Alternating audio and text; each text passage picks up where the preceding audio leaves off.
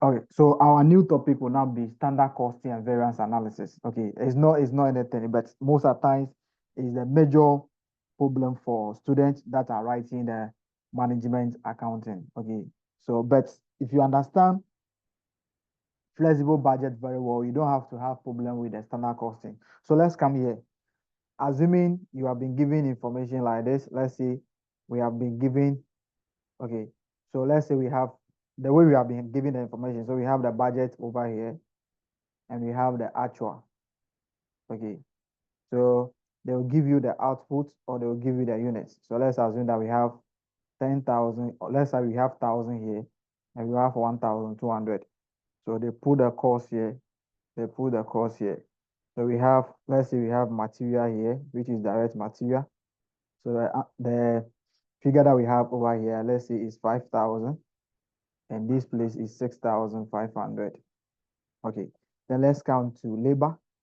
Okay, let's count to labor here. Let's count labor. Let's say the labor we have 4,500 and we have 4,000. Okay. Or let me say we have, let's say 6,000 here. Okay. So they can also give you variable overhead. Okay. Variable overhead. So the variable overhead they can give you, let's say they can give you 3,000 over here. Then they will give you 4,000. Okay, let me be very sure with the figure. So 12,000 multiplied by 3,000. Okay. So let's say you have been given this one here. Okay. So maybe they ask you to do a proper, maybe prepare a statement showing or prepare a statement analyzing the results of the company for this year. Okay. What they are asking you to do is that prepare a flexible budget. Okay. They're just asking you to prepare a flexible budget. Okay. Okay. So let's build an understanding from this place. Okay. Please, we are doing comparison. Okay. What we are going to be doing is that we want to identify whether we have overspent or we have underspent. So how do we do that comparison? We always compare with the actual result. The benchmark is always the what? The actual result. The standard is always the actual result. So if you say you are going to be getting 70 for management accounting, at the end of the day, you have gotten 65. You compare your what? Your target with what? What has actually happened. So the comparison is always with the what? With the actual result. Okay. What is the actual output?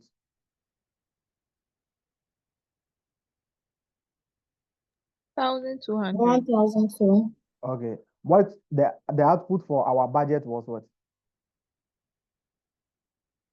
1,000. So there's no way we can compare the cost. There's no way we can compare 5,000 to 6,500. Do we agree with that? There's no way we can say we spend 5,000, but we want to spend 5,000, but we have spent 6,500. There's no way we can compare the 5,000 to 6,500. Is that correct? Yes. Why? Why do you think we cannot compare 5,000 and 6,500? Because they are different outputs. Okay, they are for different output level, but the actual output level is 1,200. So the actual is actually the benchmark. So the question now is, if we are saying that we are going to be spending 5,000 on 1,000 units, then how much will be spent on 1,200? So let's find the what? This is a fixed budget. Let's try to find the what? The amount for the material. So we now come to the material, which will be the material cost based on the actual budget. That will be based on 1,200 divided by 1,000 multiplied by 5,000. What are we getting? 6,000. Okay, we are getting 6,000, isn't it? Okay, let's count to labor. Labor we'll be having, okay, we'll be having 1,200 over 1,000 multiplied by 4,500. What are we having? 5,400. 5,400. Okay, let's count the variable overhead. Okay, so we have 1,200 divided by 1,000 multiplied by 3,000. What are we having? 3,600. 3,600. So this is the 3,600. okay. Yeah. This is the cost that we should have spent on the what? On this on the so we count to our flex amounts here. Okay, please let's get the understanding from this one. So we get a flex budget here. Then we have the actual budget here. Okay. Then let's do our variances now. Okay. Let's do our variances. So let's see the output is now the same, so we can do proper comparison. 1,200, 1,200 dash. Okay. Then we come to okay. Then we have the material cost for this is 6,000, isn't it? And the actual was 6,500. Okay. What will be the variance? 500. Okay. So that will be 500 adverse, isn't it? Yes. Okay. Let's come to labor cost. Labor cost was 5,400 and the actual was 6,000. Okay. We have 600 what? Adverse, isn't it? Mm. So we have the variable overhead. Okay. The variable overhead to be 3,600 against 4,000. Okay. That will be 400 was adverse. Okay. You see, this particular variance that we are calculating it for the output. But let's come here. How do we determine the cost of material? How do we determine the unit cost of material or the budgeted cost of material? That will be the budgeted cost of material will be 5,000 divided by 1,000. Is that correct? Yes. Okay. So the budgeted cost of material will be 5,000. So material cost per unit. Okay. Material cost per unit will give us the budgeted one over the budgeted output. Okay. That will give us the 5 CD. Okay, this is the cost per unit. But what goes into this cost per unit? Okay, we look at the quantity that we are going to be using for the material and also the price that we are paying. So for us to calculate the cost of material, it's always calculated at the quantity requirement multiplied by the cost per what? Per the quantity that we are using. Do you agree? If you want to calculate the cost per a unit, material cost per unit, we take the quantity required to produce 1 unit, multiply by the cost to purchase the quantity of a raw material. Is that correct? Okay, let me take that again. Assuming we are using 2 kilograms to produce 1 unit, and a kilogram we are buying it at 2.5 Ghana cedis. Okay, so what will be the material cost per unit?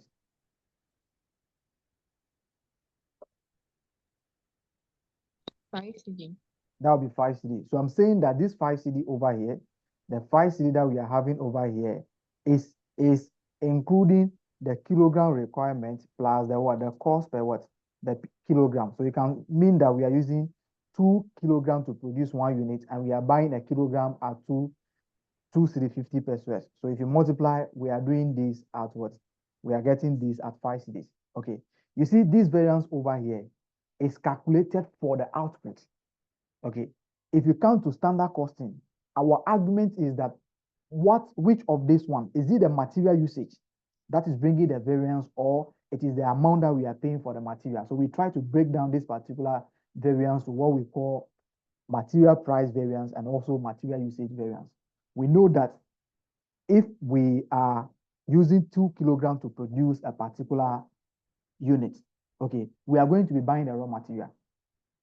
So we are going to be buying the raw material. So the variance, is it as a result of the amount that we are paying for the material, or is as a result of what? The quantity that we are using to produce? That is about the standard costing. But for budgeting, the variance is calculated at the what total output level. But if you come to standard costing, we want to find out this 500 over here, is it as a result of the amount that we are paying for the material that we are buying, or is as a result of the material that we are using to what to produce the product?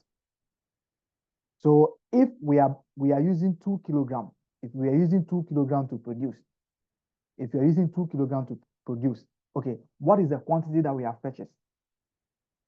If we are using 2 kilograms to produce, what is the quantity that we have purchased? What is the quantity that we have used? Okay, if we are saying that we are going to be paying 2 cedis 50 pesos per material, or 2 cedis 50 pesos per kilogram, okay, if we purchase 10,000, what should have been the amount that we should pay for that one? What is the amount that we have paid? We have paid for that. So the standard costing, what we are trying to do is that we want to further investigate this variance. This is for units. What goes into the material? We have the price that we are paying for the material and the quantity that we are using to produce the material. So the question now is, which of these two is bringing in the variance? Which of these two is actually bringing the variance? Or which of these two we are actually not controlling? We try to establish the variance from the individual perspective. Before we get a cost of material, or before we get a cost of a product, find the cost that we are paying for the kilogram that we are using, or the material that we are using, and the material that we are also using. So for standard costing, we just establish the variance for the two components of these 5 cedis. This 5 cedis is 2 cedis multiplied by 2.5.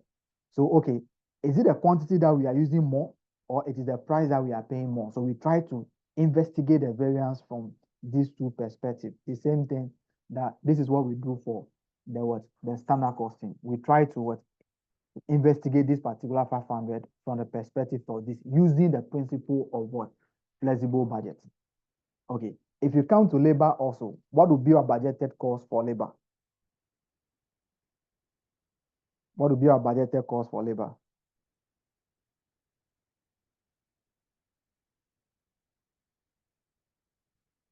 Labor cost per unit. Would that be 4,500 divided by 1,000? 4.5 cedi. Okay. So this 4.5 cedi is the labor cost per unit, isn't it? Which we know that it is calculated as the rate per hour multiplied by the hours required per unit. That's how we calculate the labor cost per unit. Is that correct? Are we together? Yes, sir. Okay. So this is correct, isn't it? Rate per hour multiplied by the hours required to produce 1 unit, isn't it? Yeah. Okay. Mm. So this variance here, which is 600, okay, what we are trying to establish is that this 600 over here, is it coming from the rate that we are paying for the labor, or it is the hours that we are using to produce the actual product? That's what we want to look for. Okay. So the variable overhead, if you want to find the rate, the rate will be 3,000 divided by what? Divided by 1,000, isn't it? Okay, so variable overhead per unit.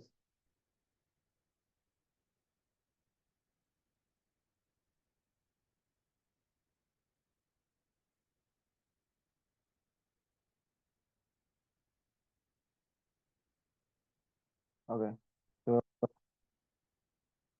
the variable overhead per unit will give us 3,000 divided by 1,000. Okay, and this will give us 3 cedis per unit. Is that correct? Yes. Okay, variable overhead is always paid on the labor hours. So we will be given a rate that you are going to be paying for hour, or you are going to be paying per hour. So this will also be calculated as a rate, the overhead rate multiplied by per hour, multiplied by the labor hours required for a unit. That's how we calculate the 3 over here, labor hours required for units. Okay. So this one over here too, the 400 over here too, we want to know whether it is the rate that we are paying that is bringing, or are we paying more than we should pay for the work that the people are doing, or it is the hours that we are using that is bringing what? That is bringing the difference. That is bringing the difference. That is what we try to establish. That is the basic thing about the standard costing. We try it's the same as the budget, but the budget we calculate the variance at the total level, which is the output. But standard costing, we want to investigate. We want to investigate which of the component of the cost is bringing in the variance. Is it the rate per the quantity that we are buying that is bringing, or we are paying more for kilogram than we are using, or what is actually what is actually the cost? Okay, so what they will do is that this question, they will give you more, or they will give you detailed information about the material, and they will also give you detailed information about labor. They will also give you detailed information about the variable overhead, so that you can be able to do a proper analysis. Okay, so let's come to that detailed information now. Okay, the question will give you the budgeted. So let's say budgeted, or they give you, let's say budgeted, or the standard standard cost. So they will give you standard cost per unit. So let's come here, standard cost per unit. Although they can also give you this one. Okay, as soon as you divide your total cost by budgeted unit, the value that you are going to be having will now be a standard cost. So budget is on the total basis. So what they will give to you now is this one. Okay, so they can give you material now. Okay, they can give you material cost now. So the material cost will be, so they will give you 2 kilogram at 2.5. Okay, then they will give you the amount over here, which is what? Which is 5. So that is the 5 that we have gotten. Let's count the labor. How do we get the labor cost? Let me do that then and give you the figure. Okay, so the labor cost, we can say that. So the labor cost, they will tell you that the labor cost is this. Okay, so they will tell you we are using 2.25 hours at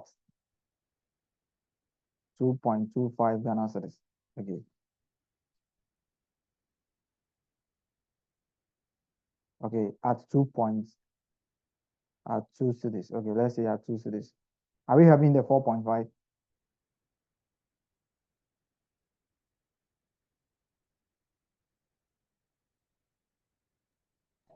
Yes. Okay. Yes. Okay. So let me try the variable overhead too. So the variable overhead too, let's see what they will be giving to you over there. So let me have 3 divided by 2.25. Okay. So what I'll do over here is that, let me see. Okay, let me increase the variable overhead to be, let's say 4 and C. So let me have 3 divided by 2. Okay, so let me change this one to 2 point. Let me change the hours to 2. Okay, so they are using 2 hours at 2.25 Ghana cedis. So the variable overhead will be given to you like this. Variable overhead.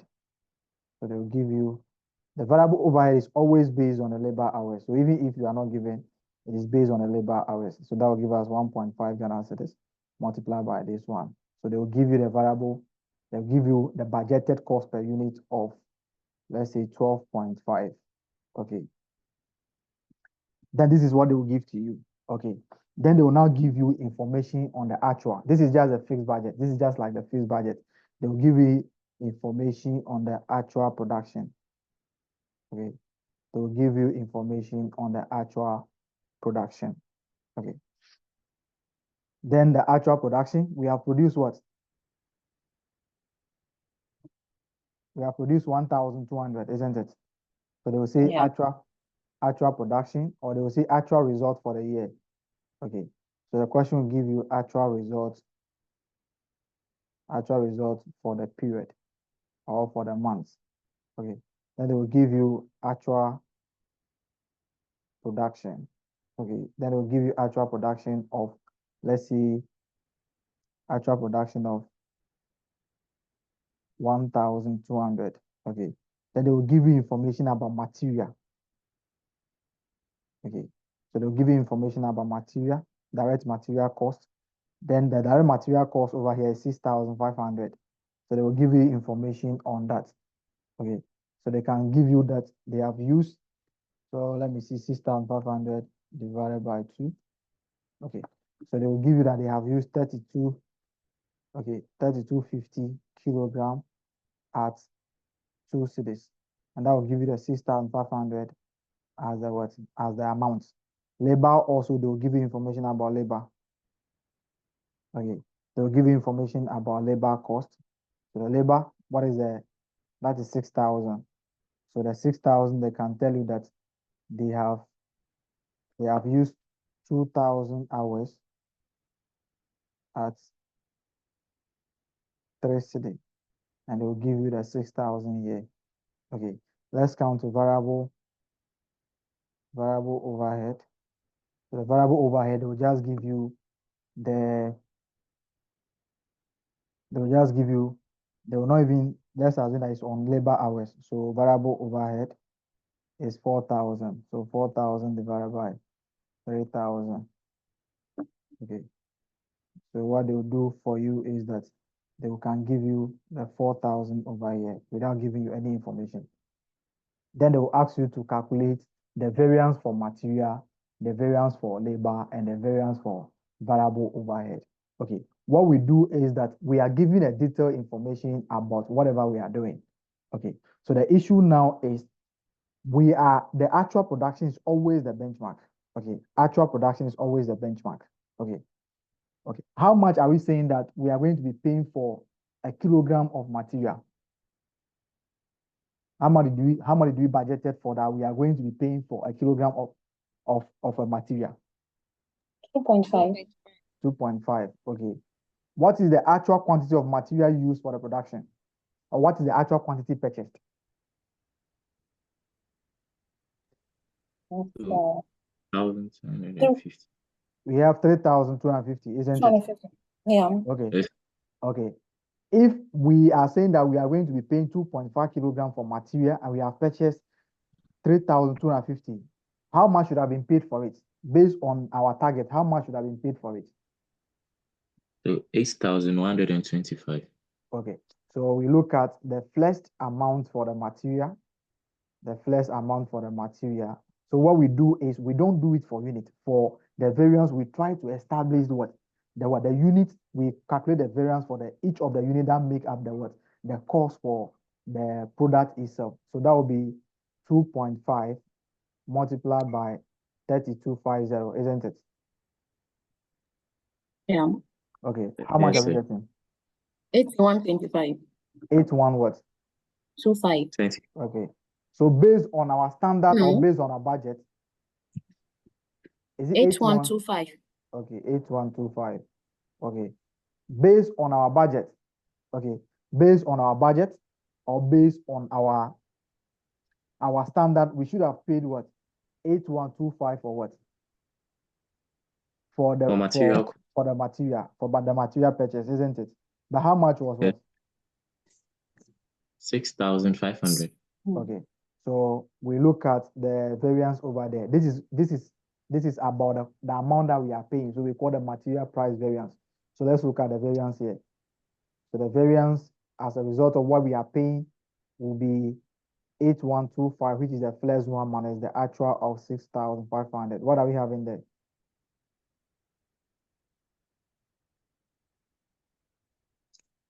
One 625. Okay, we have 1625. Adverse or favorable? That's favorable. Okay, okay. Please, when you buy the material, we have to use it on the product. So we are doing the variance for what? For the finished product. Okay, so for this particular one, it's just the material purchase variance that we are doing. We are just purchasing. What about after purchasing the material, we are going to use it? After purchasing the material, we are going to be using it. Okay. What is the quantity that has been used to produce the material? 3250. 3250, isn't it?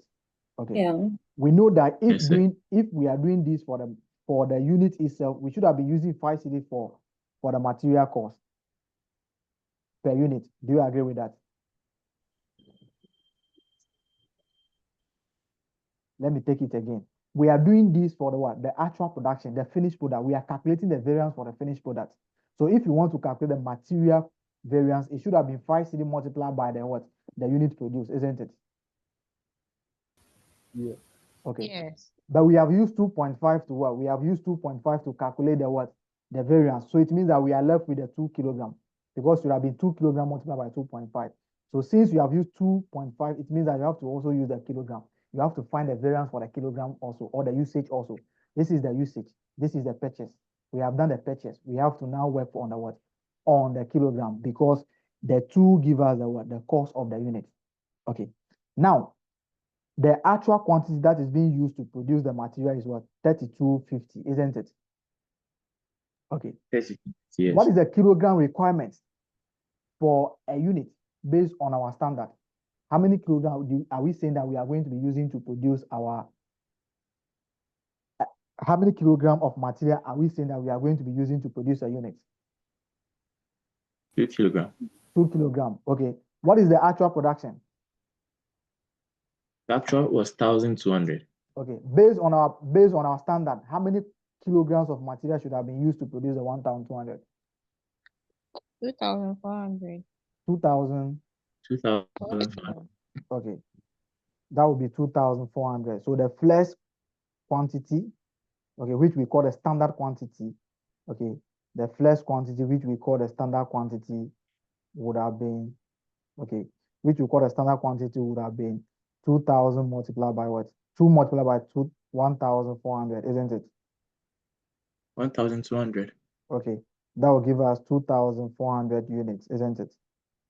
Yes, sir. But what is the actual quantity used?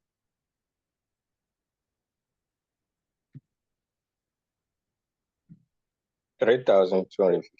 Okay, so let's look at the variance now. We have used what? We have used a particular quantity more, isn't it? Yes, sir. Okay, this will always be valued at what? At the standard cost, because this one we are not buying, so we use the standard cost. We assume that everything is intact and we use the standard cost. What are you having as the variance? 850. 8 what? 50. Okay, 850. So we have the 850 here. 850. Adverse or favorable? Adverse. Okay. So we have the adverse A.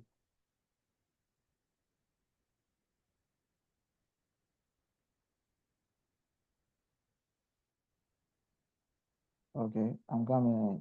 There's something somewhere. Let's try to check that.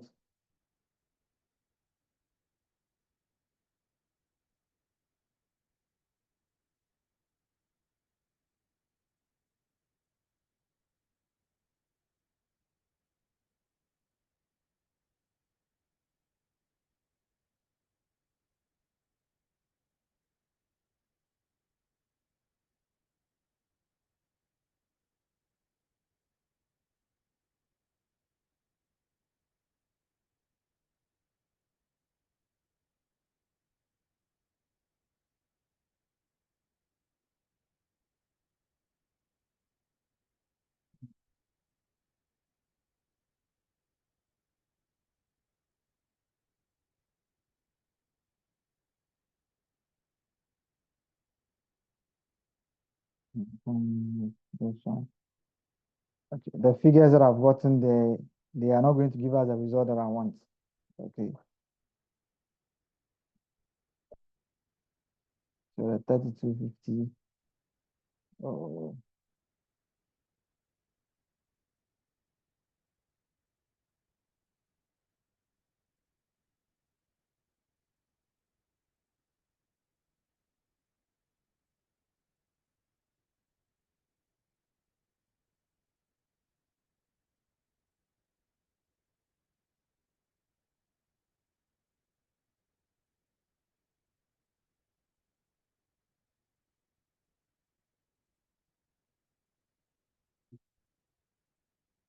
okay, let me see.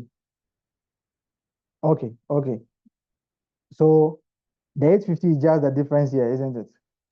Yes, so when Yes. you multiply by So I this, you was get thinking you are 2125. giving me the final answer. Okay. No. So I So was it's thinking that 2125. yeah. So I Two, tried one, to two, find the five. variance. I'm not getting it. 2125, isn't it? Adverse, isn't it? Yes. Yes. Okay. Yes, sir. So let's now come here. Sorry about that. So I was trying to think, it should give us 500 as the variance. So why it is not give us that? So find the difference between them. We have the material price. You can see that we are not actually paying more for the material, isn't it?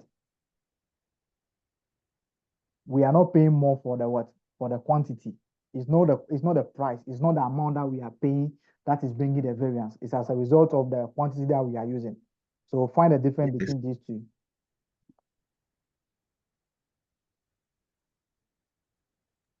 It's 500 That is adverse. 500 adverse, isn't it?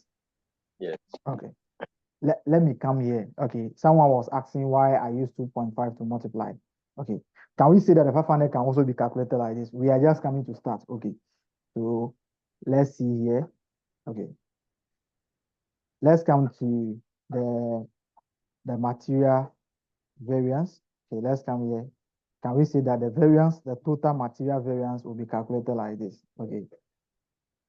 Okay. We know that the material variance would have been, if we do it based on the budget or based on the budget, it should have been 5 multiplied by 1,200. Is that correct? Yes, sir. Then minus what? 3,250 multiplied by 2, isn't it?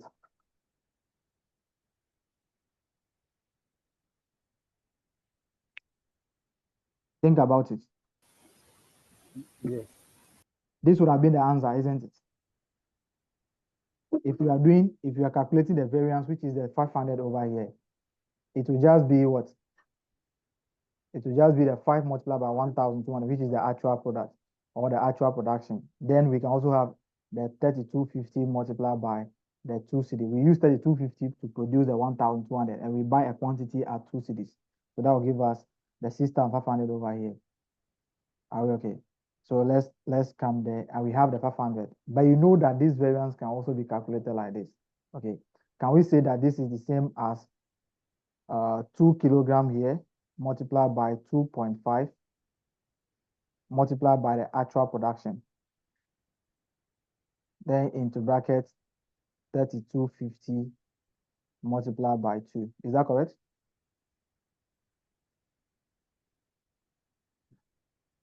Yes. Okay.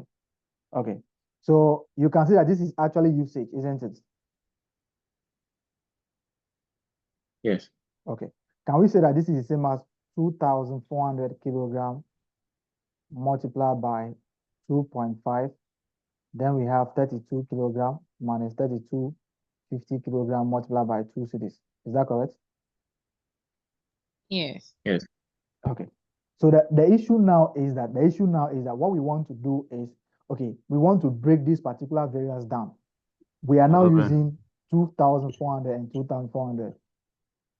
Ren, Yes, please. please, the first bracket, the one you wrote the 2 kg. Is it times 42.5 or times 2.5? 2.5 cedis. But after the multiplication sign, I don't know you that is 42 or something. That is the currency sign for me. The Okay. CD sign. Okay, Yeah, all yeah. right. Okay, thank you. Okay. Mm. So we know that this variance can be calculated like this. This is how the 500 has been calculated. But we are not doing this for the production. We want to know what actually is bringing the 500. That is the basic knowledge about standard costing. So is it the quantity that we are using that is bringing the variance, or it is the amount that we are paying for the material that we are buying that is bringing the variance? So we try to calculate the variance from the two perspectives. What quantity are we buying? How much should have been paid for it? How much has been paid? What quantity should have been used to produce? What is the quantity that has been used? What is the variance? That's what we do. Okay, so we don't do it on total level. It's only budget that we do the variance on a total level. For standard costing, we want to do a critical investigation. So instead of you doing 2,400 over here, you can just ask yourself, okay, let me calculate it on the price level. You can see that I'm saying that I'm going to be using 2.5 to purchase a kilogram, but I've used 2 cedis. Okay. So that would be 2.5 minus this one. Then I've used I've actually purchased them at 2 cities. It means that I was able to cut down the budget by what? By 2.5. So what will be the money that I'll be saving there? I've purchased 3250 kilogram. Okay. So you'll now be having 0.5 multiplied by the 3250. Okay. Then we'll be having the 1625. That is the amount that we are actually saving. Okay, let's come here. We are actually what? If we should use unit to produce, this is the unit that we should have used to produce the 1200, but this is the unit that has been used. Okay, so what is happening? We should have used 2400, but we have used 3250. So how many quantity has been used in excess? So we try to do that one to find the usage variance. So we look at the quantity that should have been used, 2400 kilogram minus what? The 3250. Okay, so this is a usage. Since it's a usage, we just value them at what? At the standard cost. Okay, we just value at the standard cost, which is actually a usage. So we value it at the standard cost. We are not buying. So this is a usage. So the usage will always be at the standard cost we are using. So we multiply by the standard cost. That's why we have the 2.5 here. Okay, and this will give us 850 adverse multiplied by 2.5. So you'll be having your 2125 adverse. So you just put the two together. Price is 1625 favorable. This is adverse. What will be the net effect? You have your 500. That's how we do it. The same principle for labor, the same principle for variable overhead. It's only the fixed overhead that the calculation is different based on the costing techniques that we are using. So this is just the introduction of the standard costing. It's not anything. It is not anything. All right. Let's look at what a standard is. Okay. Let's look at what a standard is. And maybe types of standard, then we just start with the calculation. I won't come there again because I've said everything about the variance already. Okay, so you don't have to. Why is this not? What is a standard? Charles, what is a standard? It's sort of like a benchmark against a benchmark which performance is measured against. Okay, okay. So it's like what? It's like a benchmark against which performance is what is measured. So the standard is just like your target. Okay, this sitting, I want to pass all the 4 papers. That is a standard. That is a standard that you have set for yourself. At the end of the day, you ask yourself what happened. Then you try to find out why you are not able to do well. That is what we call a standard. So this sitting, I want to pass all the 4 papers. Not just passing. I want to pass with what? Good marks. Okay. After the exam, you have passed all the 4 papers, but you have gotten 50, 50, 50, 50 for all the 4. That is, you have deviated. So you ask yourself, oh, I want to get 65 for public sector. I want to get 64 for this one. I want to get 70 for this one. I want to get this one. So I've gotten 50, 50. Okay. What is actually the problem now? Is it because, so you now set a target. You want to pass the exam. Okay. But you set a target on what are going to be, what you put in to pass the exam. So you maybe, I have to buy all the study manuals, or I have to solve questions every day. So these are the 2 things that you want to do to achieve that particular one. So after you have now gotten 50-50, you now ask yourself, is it because I was not able to get the study material that affected me, or is it because I'm not able to what? So you ask yourself, which of these 2 is actually the problem? Okay, you not just take it from the total side is that, okay, I've gotten 50 and I want to get 65, so I've deviated by 15 marks. What actually caused the deviation of the 15 marks? Is it because you are not getting a manual, that is it? Or you have solved plenty questions, but because of you not getting the manual, so you try to attribute the fault to a particular target. Okay, so that is what we do for the standard costing. But if it should be a budget, okay, I've gotten 65 and I want to get 65 and I've gotten 50. It means that I've deviated by 15. So we don't try to investigate what actually is bringing the 15. That is the difference about standard costing and budget. Budget, we don't want to investigate. We don't know what actually is causing that. We know that material, we are going to be buying material, we are going to be using. Which of these is bringing the variance? For budget, we don't care about that one. It is the standard costing that we want to investigate what is actually causing the difference or the variance. So we try to calculate the variance from each of the components that form the material cost or the labor cost or the cost of the finished product. That is what we do. Okay, so a standard basically is a benchmark against which you are going to measure your performance, or it's a target that you have been set for yourself. At the end of the day, you are going to benchmark your actual performance to that particular standard. Okay. What are the bases that we can use to set a standard? Okay. What are the bases, or what are the things that can actually help you to set a standard? That is what we are saying as the basis. What are the things that can actually help you to set a standard? You cannot just stand up and say that, okay, you are going to get 65 in public sector. Meanwhile, you haven't written public sector before, or you have not even done public sector. You don't even have any knowledge about that. Okay, you don't have any knowledge about public sector. You don't even know what goes into the public sector, and you are saying that you are going to get 65. You cannot set that particular target. You only set a target based on something. You only say 65 because you have a certain knowledge about a subject matter. Okay, so standard can be set based on your prior experience. Okay, so you have done public sector at the degree level. So because you are familiar with the public sector, you are very sure that you can get 65 in it. So standard can be set based on the prior performance or the experience of the organization. Okay, so we have done this before. This is not the first time, so we can do it. So we are setting the standard now based on our prior performance, our previous performance. Okay, we have done this before. This is not the first time. We can do more than that because we have done this before. So you are now setting the target based on your prior performance. We have produced 10,000 units before, so 15,000 is not a problem. We can do it. You are now setting a standard based on your previous performance. Okay, you can also say that, if Kojo can do this, then I can also do this. If Kojo can do this, then I can also do this. So you can also use someone as a basis for setting a standard. Mostly we use the competitor. Okay, the entity can use the performance of a competitor to set a standard. If Kojo can do this, or Kojo or 4 people, if Kojo can do this, then I can do better than this one. So you can also use the performance of Kojo to set the standard. You know Kojo very well. The two of you have attended the same university. Kojo had 82 in management and accounting. If Kojo of all people can get 82, then I can get 85.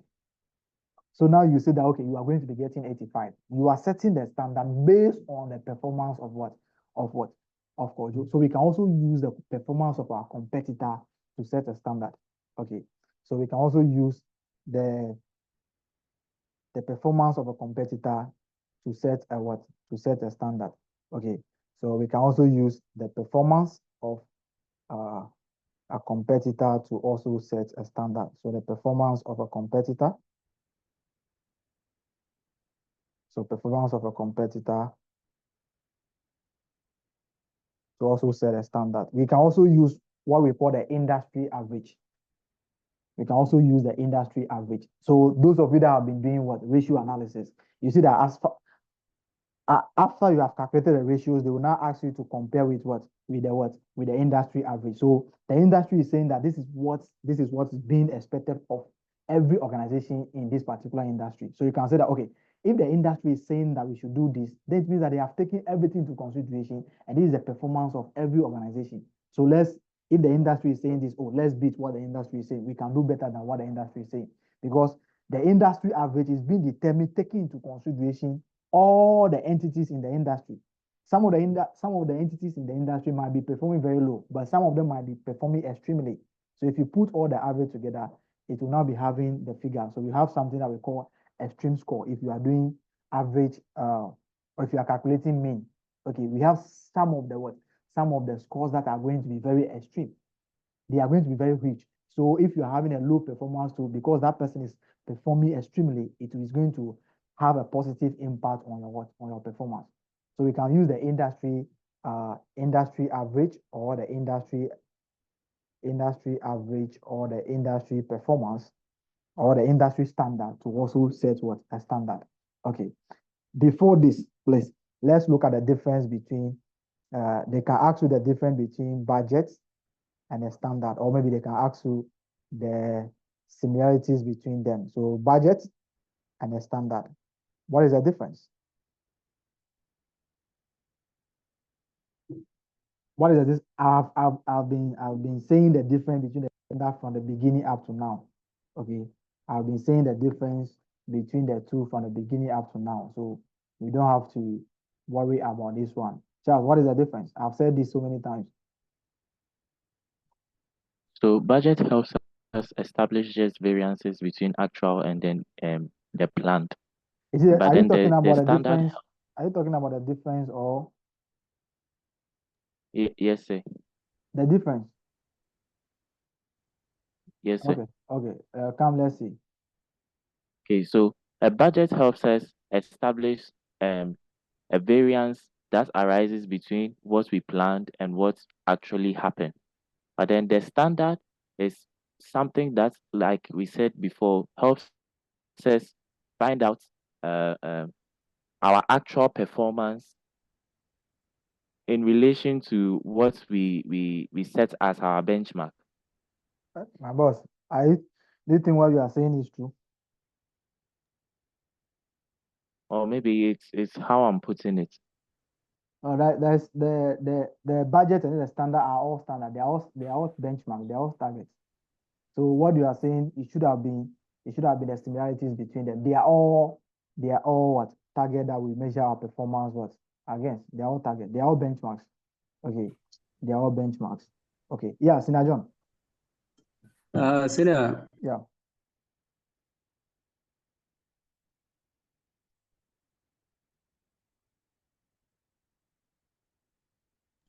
hello. Yeah, Sina, I'm with you. I'm saying, can we say standard is measured on unit basis, while budget is measured on total Yes, basis? that is a major difference between them. Budget, the standard is always set at the total level, but the standard, the target is always set at the unit level. Okay, so we investigate the variance on a total basis, but for the standard we investigate the variance on the individual component that forms the total product. That's what we do. Okay, so budget is set on so whenever you see something like this, okay, whenever you see something like this, let me come back to this place. Okay, whenever you see something like this, they say 1,000 units. The question say 1,000 units and 5,000. This is a budget because they are giving you the cost on total basis. But as soon as you have 5,000 divided by 1,000, you have 5 CD. This is now become a standard. Okay, so the budget is set on units. The budget is set on total basis, and standard is set on what? Unit basis. We set the standard on unit basis. We set the standard on unit basis. Okay, and for the budget tool, we don't investigate. I've said that one already. We don't investigate the variance using the what or looking at the individual component that form the variance. We just investigate the variance on total basis. Okay, but for the standard, the variance is investigated using the individual component. We try to find out, is it the amount that we are paying to acquire the material that is bringing the variance, or it is the one that it is the quantity that we are using to produce that is bringing the variance. Which of them? Then we try to control, or we try to put in measures to ensure that this will not be increasing or this will be reducing. Okay, if they ask you about the similarities, please, they are all used to measure performance. Okay, they are all performance measurement too.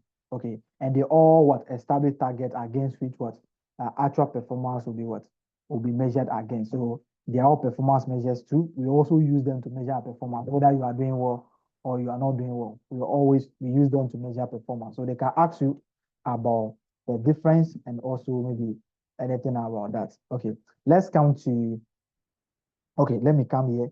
They can also ask you, although we have said this before, they can also ask you if standard can be relevant in modern environments. So if they can ask you if standard can be relevant in modern what? In modern business environment or in modern business world. Okay. Do you think standard costing is still relevant in today's business? So they can ask you a question like this. Do you think standard costing is still relevant in modern or in modern business environments? Charles, do you think so? Yes, because we are talking about measuring of performance over here. So if we don't set a standard, how do we know if we've actually performed well or we haven't performed well? Okay, you have a point. But what if the production process of the organization is capital intensive, is entirely capital intensive? Who are you going to set the standard for? The machines?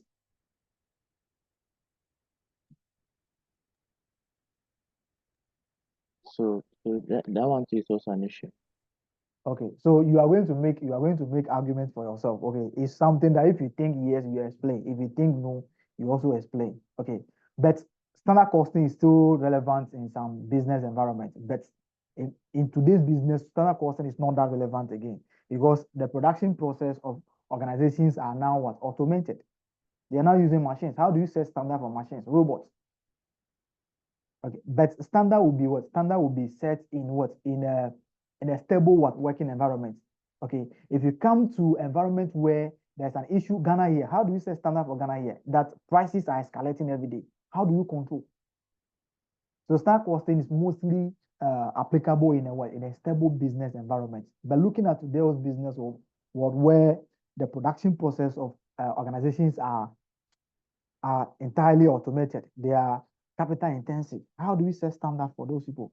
Where organizations are driving towards what? Quality, total quality. We don't care about what we are spending. We care about quality. So the money that we are spending is not our focus. So organization that is pursuing total quality management, they cannot standard costing cannot be relevant for them because we don't care about what we are spending. Okay, we just want to improve the what? The quantity, or we just want to improve the what? The quality of the product that we are offering. Our hallmark is the quality. We are interested in quality. Okay, so if it is going to take us a lot of money to what? To get the quality, we don't have problem. As far as we are getting the achievement, although we should not be spending much like how we are doing in Ghana here. We say we want quality, but at the end of the day, issues are no, that's not the issue. Okay, we are talking about you are spending, but quality is not compromised. So organization that is using total quality, there is no way they can use what? They can use what? Standard costing.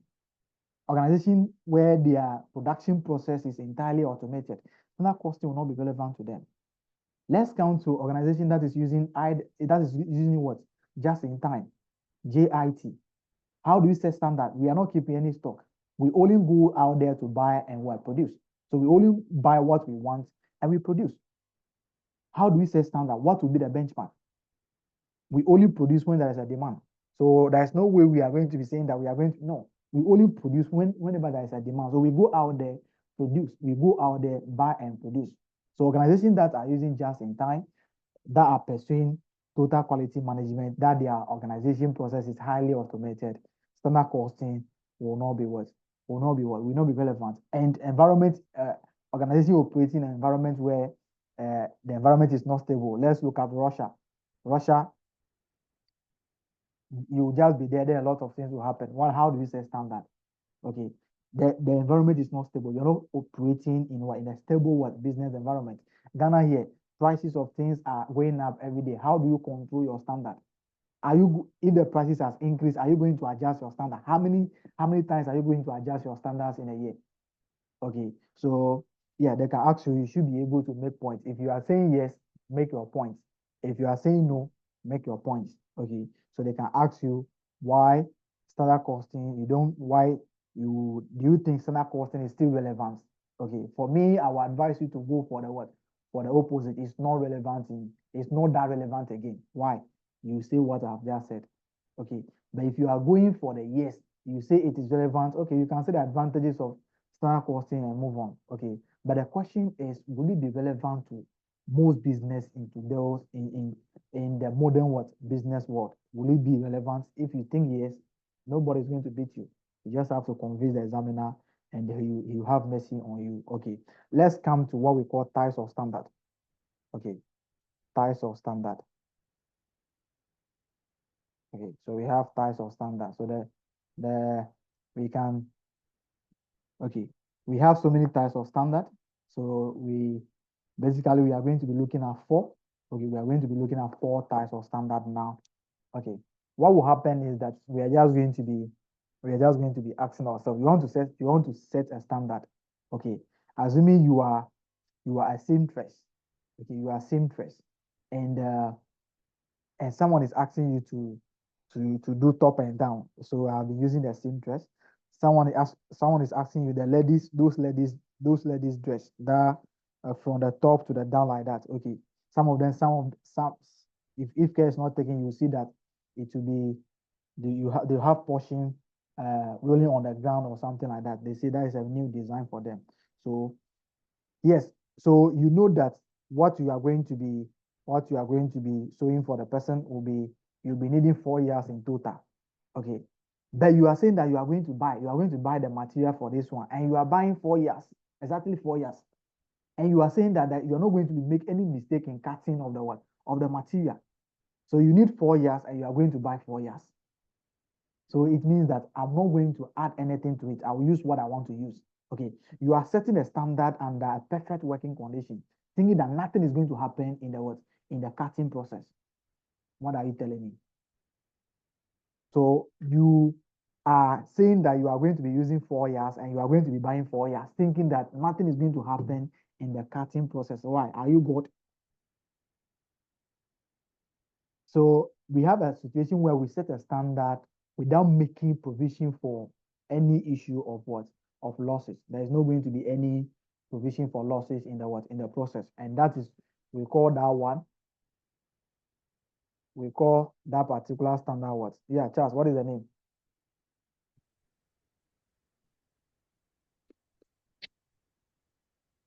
Charles, have you done standard costing? Yes, please, we have. Okay, have you done types of standard costing? Yes, please. So setting the standard under perfect working condition with no allowance for losses. What is the name of that particular standard? Honestly, I've forgotten. Hey, Dorothy.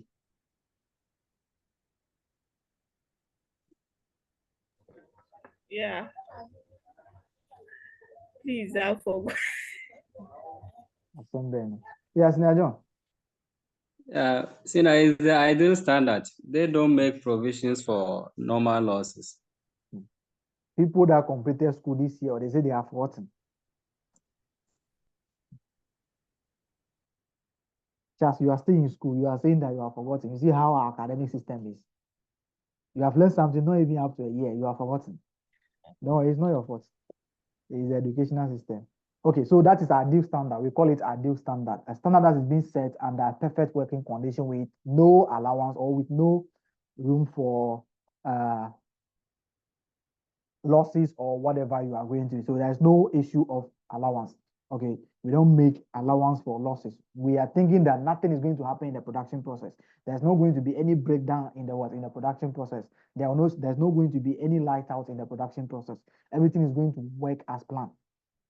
There is no way you are not going to be having variance under ideal standard. Ideal standard will always result in an adverse performance. Okay, ideal standard will always result in adverse performance. Okay, this standard will always result in adverse performance. So there's no way. No, you are what? No, what are you saying? What are you saying? No, you cannot do it. So ideal standard is that one that is being set under a perfect working condition. No room for allowance. No room for loss allowances. Okay. So you are saying that the material that you are going to be buying, people are going to handle it very well. There will not be any wastage from improper handling of the material. There's not going to be any idle time. There's not going to be any breakdown in the production process. But the machine, everything is going to be working perfectly. So we are not expecting any variance from this particular or any loss from this particular production process. Okay, this will always result in what we call adverse performance. Okay, so we also have the one that if you are going to be using 4 years, okay, you can go there and buy 5 years. Okay, Charles, I'm coming back to you. Maybe right now you have put yourself together and you are now prepared.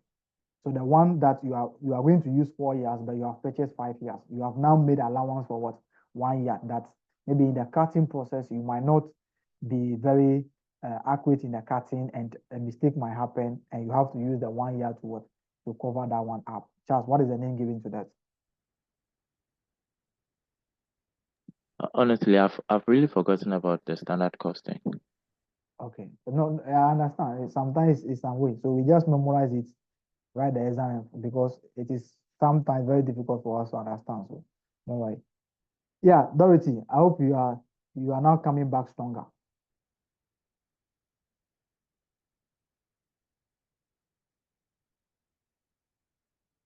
Dorothy, are you there? Yes, please, I'm here. Are you back stronger, or you are still? No, I'm not back stronger. So, seniors, the one that made allowance for the losses, what is the name? Yes, Senior John. That's the attainable standard. Okay, so we call it attainable standard. Just now you have to memorize it. They can ask you to explain 2 types of standard. Okay, so we have the attainable standard. Is this standard that is being set under a normal working condition? A normal working condition, there's going to be a lot of things that will be happening in the production process. So that we are going to be we anticipate the things that are going to be happening. So maybe the machine can be break down, there can be a material wastage. So we make provision for all those things. So if we need a quantity of 20,000 to produce, or we need 20,000 kilograms to produce, we'll go there and buy what? Let's say 25,000. So we make allowance of what? 5,000 units. So if anything happens, the 5,000 units can cover what? Whatever uncertainties that will be arising during the production process. So we make allowance for that. Okay. We also have something. We can also have a standard that is going to cover a particular period of time. So we can set a standard. So we can have a target that we are going to be pursuing for, let's say 3 years or 5 years. Okay. We can have a standard that we can set for, let's say 3 years or 5 years. And at any point in time, if there's a need for us to adjust it, we adjust it, but it's going to be for a particular period of time. Okay, we can set a standard. Okay, this is what we are going to be pursuing for these 3 years. This will be our standard. Whatever we are going to be producing, it should be of this standard for 3 years. After that one, then we now come with what? With a new standard again, or with a new target again. Okay, so we can also have a standard that we are going to be pursuing for at least a particular period of time, mostly more than a year, 2 or 3, or yes. So we can have a standard that we're going to be pursuing for a particular period of time. We can say that, okay, now what we are going to do is that we want to make sure that whenever we produce so Ghana Guineas can say that whenever they produce their Guineas, they don't want to have anything about sugar being in it. They are having much sugar in it or something. So we are going to do this sugar-free drink for the 5 years. So that can be their slogan, sugar-free drink for the 5 years. That's a standard that they are going to be pursuing for what? For 5 years. Okay, if there's a need for it, maybe the environment might change. If there's a need for it, they will do some adjustment, but it will still be for the period that they want it to be. Yes, there can also be a standard like that. And what is the name of that particular standard?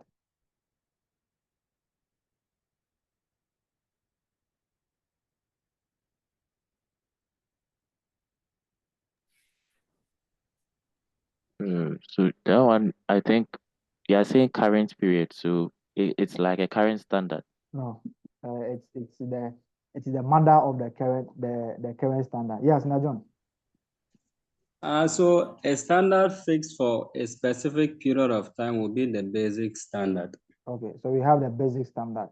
Okay, so we have the basic standard. This can be for 5 years. We just have a period. It can be for 5 years. But out of the basic standard, we now have the current standard. So this is the target for 5 years. But what we have to do this year to achieve that. So we set a standard for a particular period. That's what we call the current standard. We are going to pursue that one for now. So the period now, what are we going to be doing out of the long-term standard? What we have to do to achieve this year's own? Okay, then we set a standard from the long-term standard for this particular year, and that's what we call the current standard. The standard set for the current period, or yeah, I don't know how I'm going to put it again. It should be the standard for the current period, or the standard that is going to pursue within a short period of time. So let me just put it like that. That is what we call the standard. Okay. If you want to set a standard, you have to take into consideration certain things before you set a standard. So factors to consider when you set a standard, when you want to set a standard.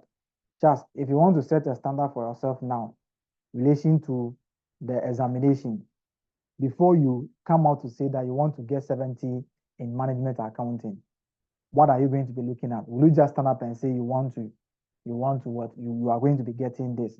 You will not just stand up and say that, or you are going to do it. So I'll look at my current resources and see if they can help me achieve that standard. Okay, so you look at your current resources in terms of what? In terms of what I have, as in my study materials, my time that I have available to study, and the energy I can dedicate to studying. Those are all resources to me. Okay, okay. So that is nice. So relating the same thing to an organization, what do you think before an organization will set a standard? What do you think they are going to, what are the things that you think they have to consider? Or let's say you are a business person, okay, and you want to set a standard for your employees. Okay, what do you think you are going to be considering before you set a standard, or you set such a standard for your workers? Just I'm still on you, okay, but Auntie Vic wants to talk. Auntie Vic. Yes. Yeah, before you set a standard as a business, you have to first of all take a look at the environment in which you're operating. Okay, what do you mean by they should look at the environment?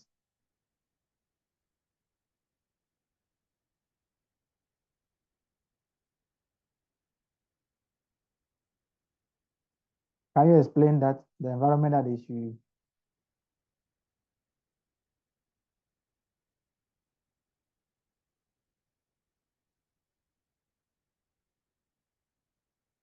Auntie Vic, can you explain the environment for us?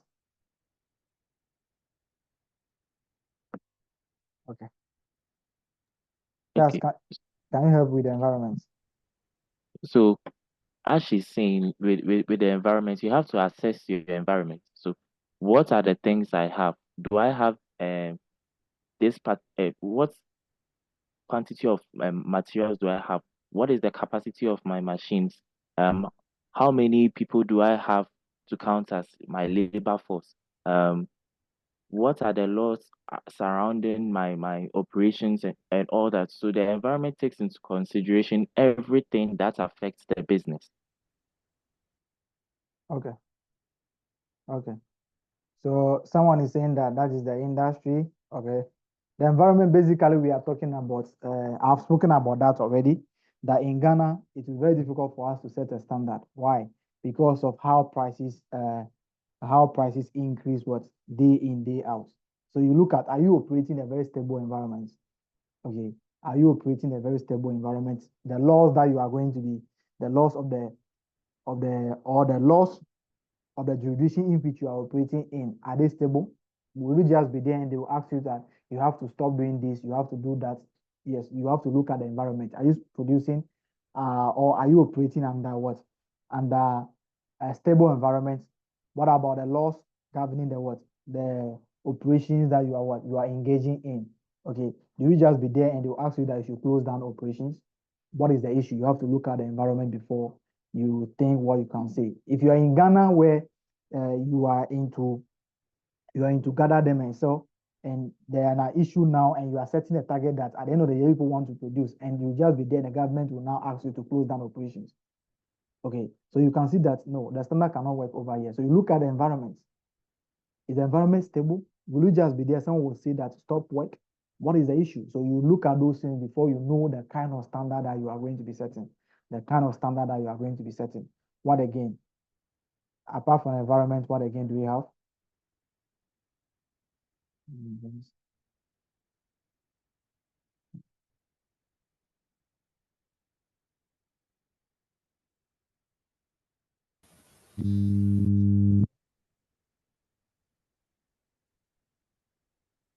Okay, so it's part of the notes. Read them. Read them.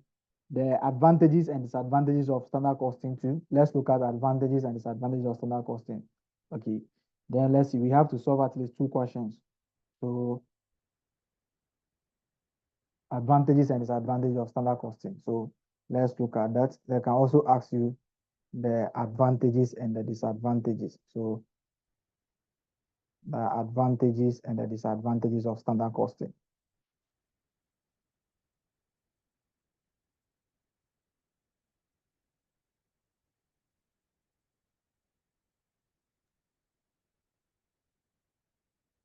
Just Okay, so one advantage, obviously, it's a control tool. So it helps us look at our performance and then what we've planned from time to time to see the deviations that arise in it and take corrective action or okay. take corrective actions. Okay, so that is nice. Okay, it helps us to control performance. What again?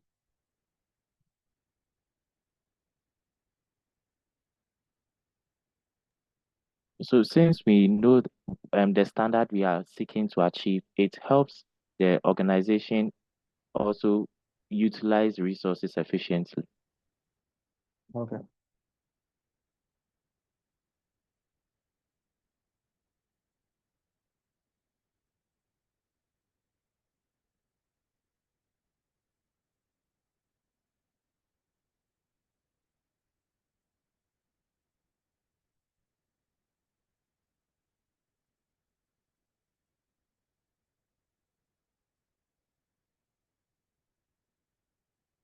First, I'm on you.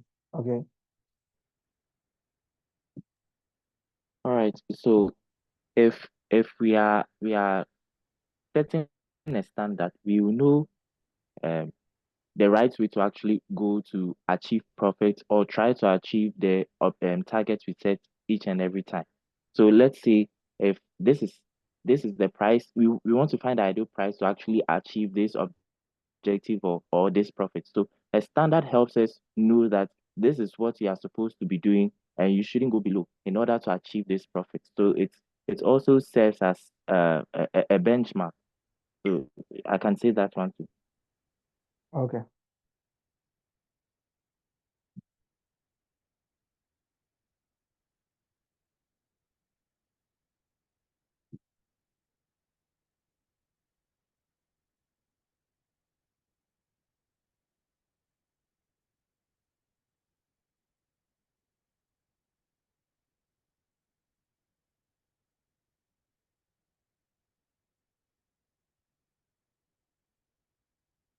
So it provides the blueprint to achieving what performance targets. Okay.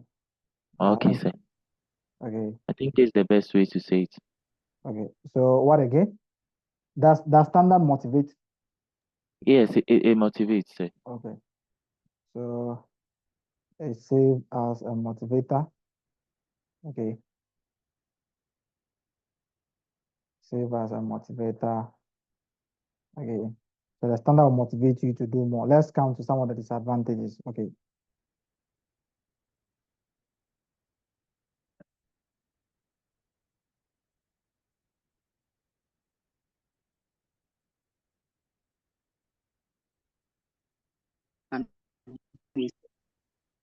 Yeah, Sina, you wanted to say something?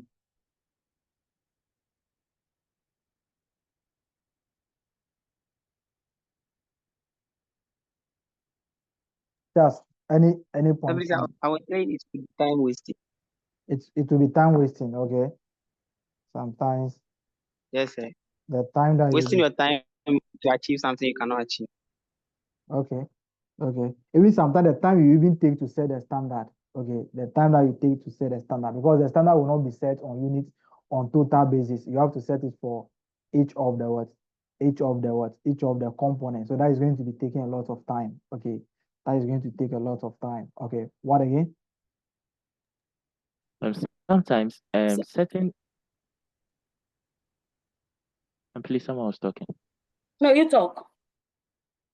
Okay, so I'm saying that sometimes these standards that are set are based on industry standards, and at a point in time, the progress of the business hasn't really gotten to that industry standard, so it becomes difficult to attain.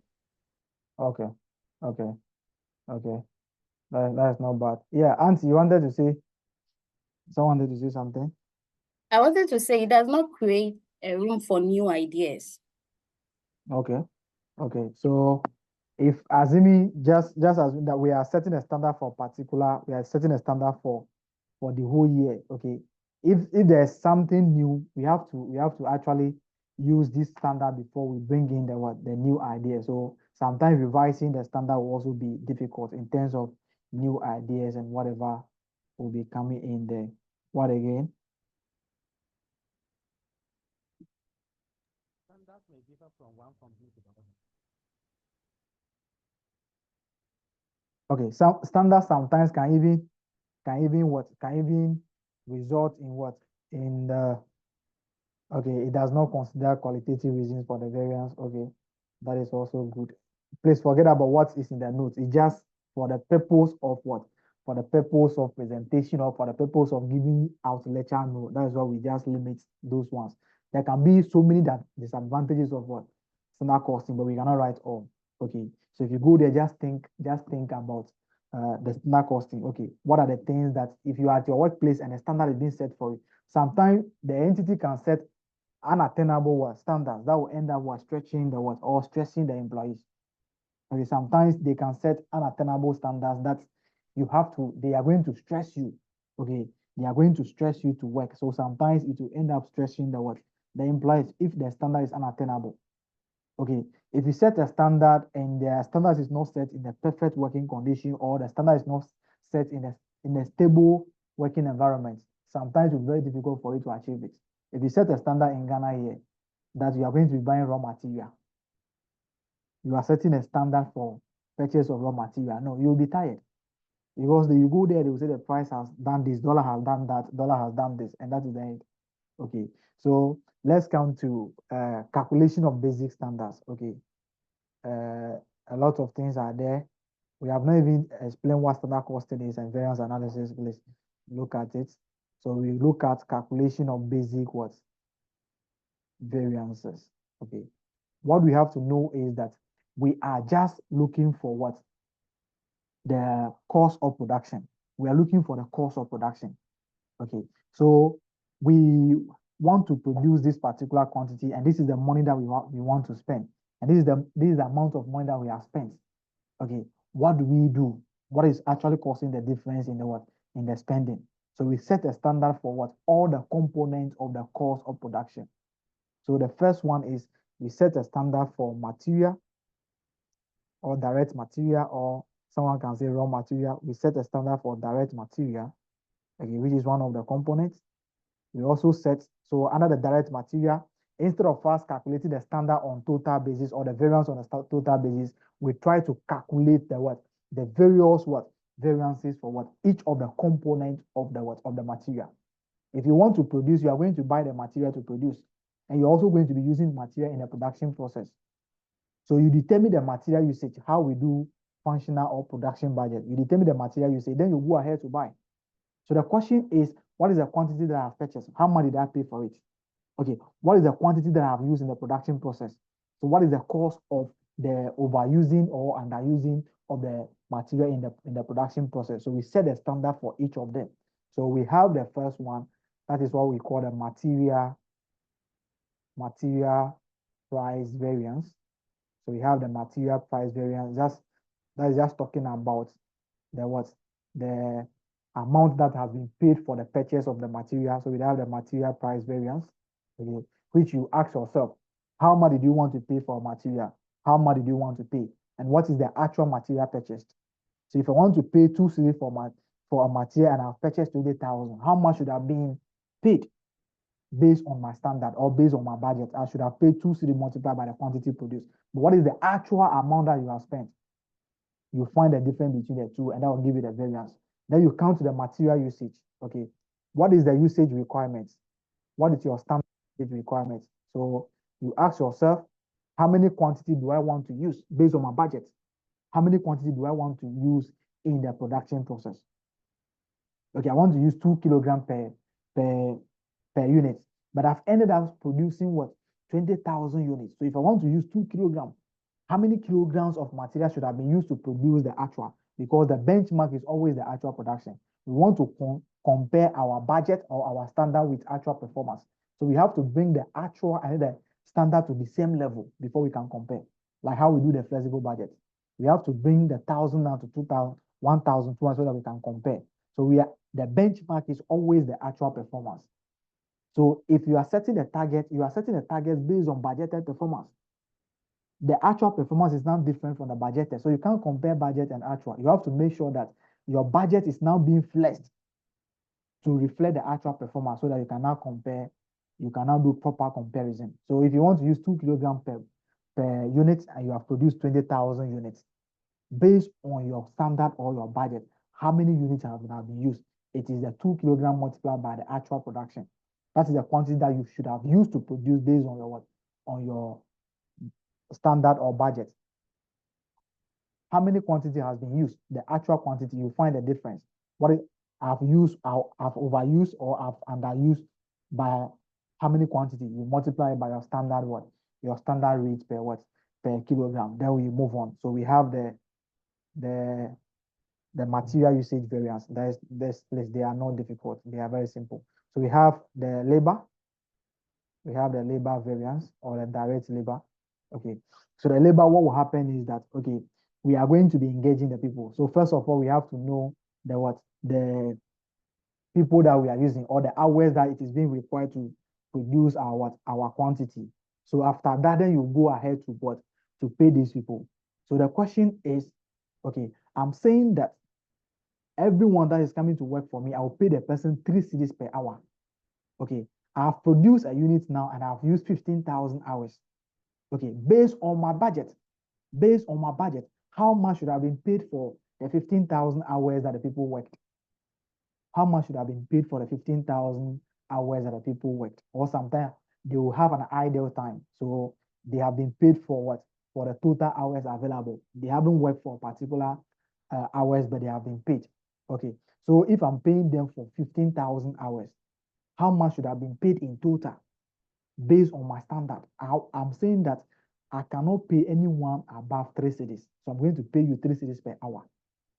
So you have used 15 hours. So if I should pay you based on my budget, how much should have been paid? It should have been 3 multiplied by 15,000. But what is the actual amount paid? You find the difference. Then you count to the hours that you are going to be using. You are saying that you are going to be using 2 hours to produce 1 unit. You have now produced 20,000 units. Based on your budget, how many hours should have been used to produce the 20,000 units? That would have been 3 multiplied by 2,000. But what is the actual hours worked for? What is the actual hours worked? Then you compare. What has happened? We have used more hours than what we want to use. What is the variance? We look for that. Okay. So we also have what we call the labor rate variance, which is the same as the material price, just like the material price variance. So we have the labor rate variance. Then we have the labor efficiency. The labor efficiency is just like the material usage. So how efficient were these people in the production process? So we have the labor efficiency variance. Sometimes there can be an issue of the people working for 20,000 hours, but you have paid them 22,000 hours. It means that you have overpaid or you have paid for hours that they haven't worked for, which is 2,000. So sometimes there can also be an idle time variance. Okay, that can also be an idle time variance. Okay, so we also count to the variable overhead. Okay, the variable overhead will also follow the same thing. So the variable overhead, what we are going to be looking at is that, okay, how much are we paying per hour? The variable overhead is always paid based on labor hours. So we want to pay 2 cedis per hour. And the people have worked for 15,000 hours now. How much should have been paid and how much has been paid? How much should have been paid and how much has been paid? We find a difference. Okay. We are using the same labor hours. So for the variable overhead, we are saying that we are going to be using 2 hours to produce 1 kilogram. So how many hours has been used, or what is the production? We are using 2 hours to produce 1 unit. Now we have produced 2,000 units. We are going to be using 6,000 or to produce. How many hours has been used to produce? We find the difference and we find the variance. So we have the variable overhead expenditure variance, variable overhead expenditure variance. So we have variable overhead expenditure variance. We have variable overhead. Okay, someone can say volume or efficiency. They are all the same thing. So volume or efficiency, because it follows the same calculation like the labor efficiency variance. Then we also have our fixed cost. Okay, so we have our fixed overhead, which can be the production overhead or can be any other overhead. Okay, it can be selling and distribution. How much are we saying that we are going to be using on selling and distribution? How much has been used? We find a difference. That will also be the variance. So we can also have the fixed production overhead variance. So we can have the fixed production overhead variance. Okay, fixed production overhead variance. For the fixed production overhead variance, the calculation is based on the costing technique that you are using. So if you're using marginal costing technique, we only calculate for, so if you're using marginal costing technique, we only calculate for fixed overhead expenditure variance. Fixed overhead expenditure variance. Okay. Why? Because under marginal costing, fixed cost or fixed production costs are treated as what? As a period cost. So as soon as they have been incurred, they will be what? They will be written off. So how much do we want to spend and how much are spent? We find a difference. Okay. But if you are using absorption costing, you will now calculate additional variance in addition to the fixed overhead. So we have the fixed overhead variance, fixed overhead expenditure variance. Okay, we have a fixed overhead expenditure variance. Okay, which will be how much we want to spend and how much has been spent. Okay, we do that. But what we have to know is that under the absorption costing, how is fixed production overhead treated? It's not just under absorption costing, how is fixed overhead expenditure treated?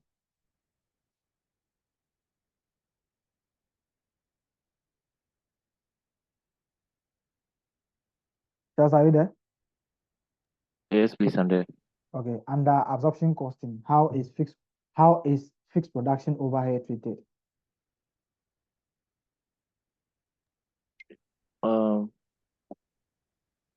I have no idea. Okay. Auntie Dorothy.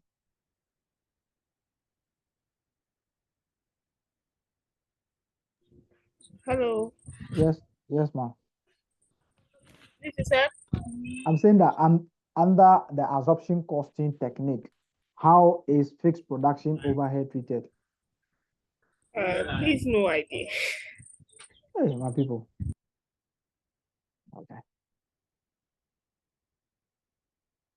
Please, who can help us?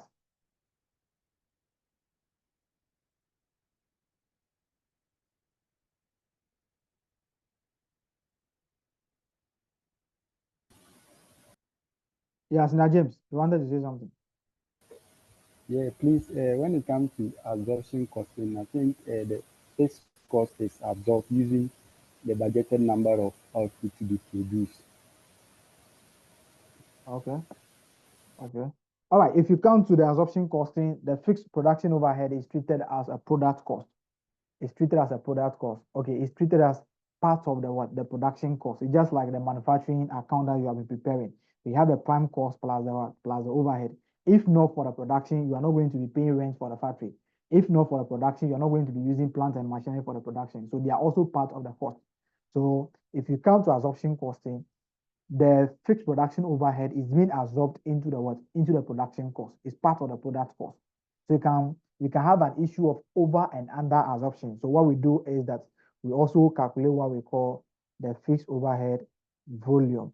Okay, the fixed overhead volume what? Variance. Okay, because what will happen is that if you produce more,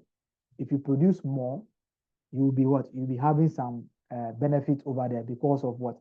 The nature of the fixed cost. So the fixed cost, no matter how the output, the same cost will be incurred. So it can be having issue with the volume that we are producing. So we calculate fixed overhead volume what? Variance. But if you're using marginal costing, we only calculate the fixed overhead expenditure what?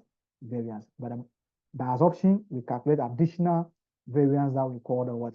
The fixed overhead volume what? Variance. Let's count to material variance. Also, we are going to be looking at sales, the sales one, but for the sales now, okay, so this one, let's say this is the cost. So we can also calculate variance for our sales. So we can also calculate variance for sales.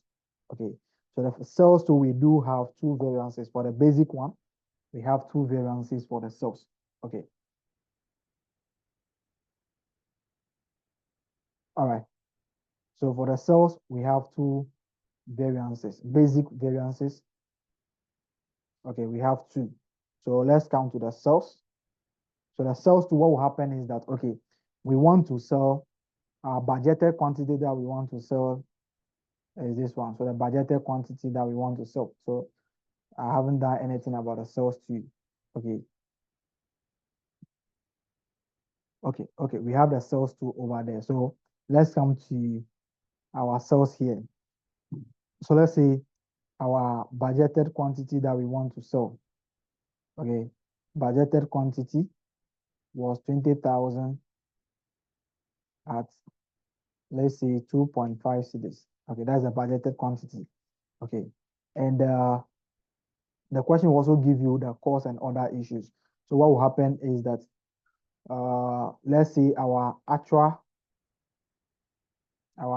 sale now, we have sold 250,000. We have sold 250,000 at, let's say, 3 cedi now. Okay, so the question can ask you, you can see that if you want to do the sales, okay, if you want to do the sales variance, it is going to be very simple. It's going to be very simple to calculate the sales variance. How do we calculate that? Okay, if you want to calculate the sales variance on total basis, how do we calculate that, sinners? How to be our sales variance on total, the sales variance on total basis. Okay, what is the flex amount? How much are we selling one unit based on our budget? 2 cedis 50 pesos. Okay, what is the actual quantity sold? That's 25,000. So it means that we have to bring our what? Our 25,000 as 2 cedis 50 pesos. Okay, so we have 25,000 multiplied by what? 2.5, then minus what? What are we going to have over here? 20,000 times 2.5. Okay, so no, that will not be 20,000. We are looking for actual. So Okay, so that would have been 75,000, isn't it? yes, sir. The 25,000 times the 3. Okay, so the actual is the what? Is the benchmark. So we are going to be using, okay, the flex what? Sales amount for that particular. What are we going to be having? So we have 62,500. Okay. Minus what? 75,500, isn't it? 75,000. Okay, So 12,500. favorable. We are selling more, isn't it? Yes, Okay. sir. If this is the variance that we want to do, if we are doing it for only sales, this is what we are going to be having because we are now selling more. Okay. But what normally happens is that the entity will also be preparing what? Budgeted profit or loss. So we want to know what will be the impact of this on the budgeted profit or loss. That's what we normally do. What will be the impact of this on the profit or loss? Okay. If you are preparing budgeted profit or loss, the budgeted profit or loss will be prepared on which volume?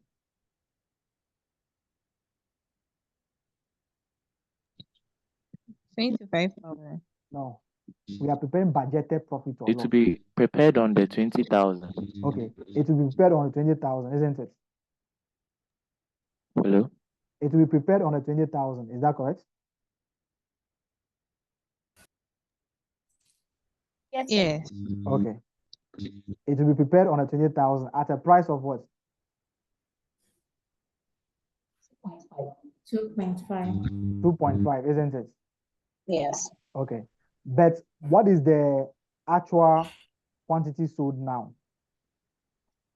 25,000. 25,000. So it means that we have underestimated our what? Our profit by 5,000, Ourselves. isn't it?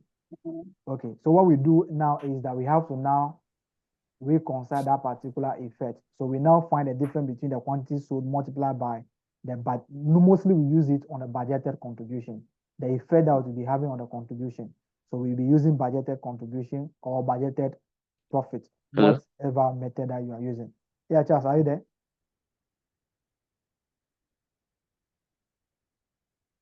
Charles, are you there? Okay. So for the sales, we have what we call the selling price variance. Okay, the selling price variance. That look at what the variance that is coming in as a result of what the differences in the selling price and then the quantity that we are selling. Okay, so we want to sell 20,000. Hello? Charles, I'm with you.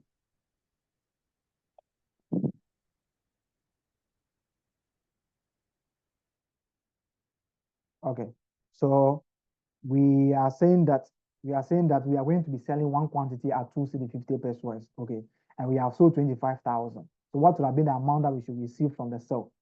That would be 2.5 multiplied by this one. What is the actual amount received? That is going to be 75,000. That is a variance as a result of what? The difference in the selling price. Okay, but there can also be a variance as a result of the difference in the volume that we want to what?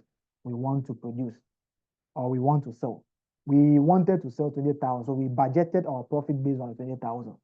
Now we have sold what? 25,000. That is going to having impact on our budgeted contribution or budgeted profit. So what we do is that we find the difference between the volume multiplied by the standard what? Selling price. So we have the sales volume what? Variance. So we also have what we call the sales volume what?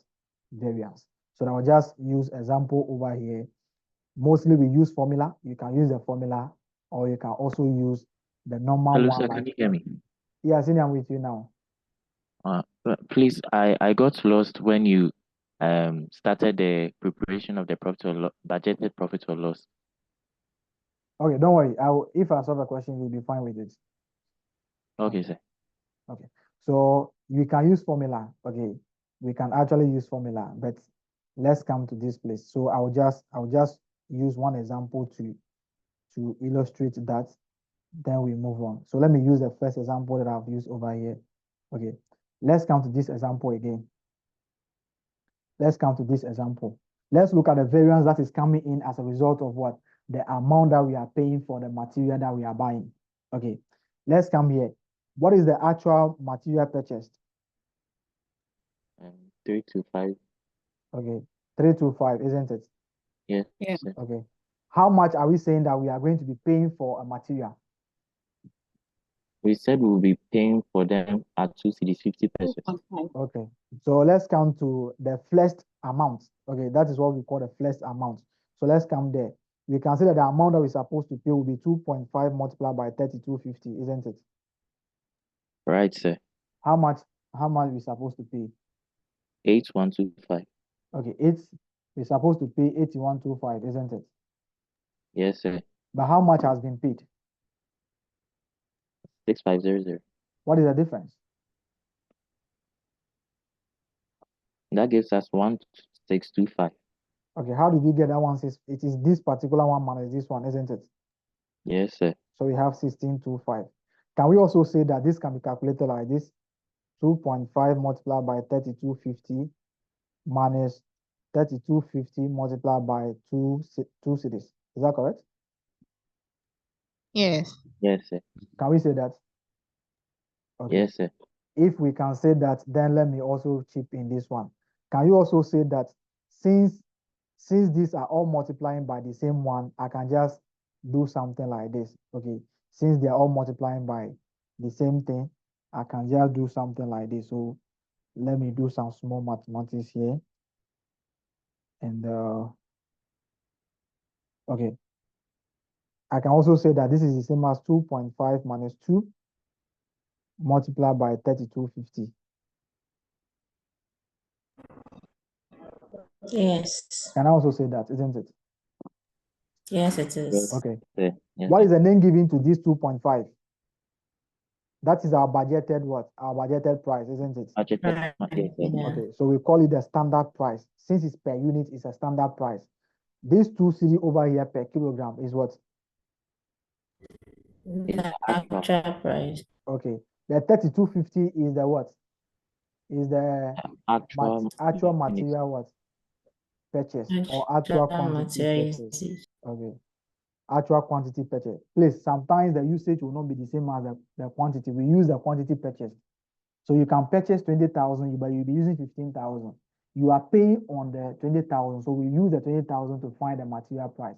You are paying the person for 20,000, not 15,000. Okay, so we use the actual quantity purchase. Okay, so if you count to the material variances now, let me just count to the material variances now. Okay, so that is how come those formula or those formulas they came into play. So let's count to the material variances now. Okay, so we have the material price. Okay, let me take the material price. So the material price variance, what we have calculated right now is that for you to know the cost that you should have paid for the quantity purchase, it will be your standard price, which is the budgeted price or the flex cost per unit multiplied by, or flex cost per kilogram multiplied by the actual quantity purchase. Then you subtract the actual cost incurred or actual amount paid for the material. Okay, if you expand this, you can have the standard price minus what? The actual quantity price multiplied by the actual quantity purchase. Please, I will not be using this formula. I will only be using the formula when we are doing what we call reverse what? Variances, where they will give you variances and they will ask you to calculate what? The cost per unit and those ones. Okay, let me come to the material usage variance. Okay, so let's go there. Let's go to the material usage variance here. Okay, okay. How many quantity of kilogram are we saying that we are going to be using to produce 1 unit?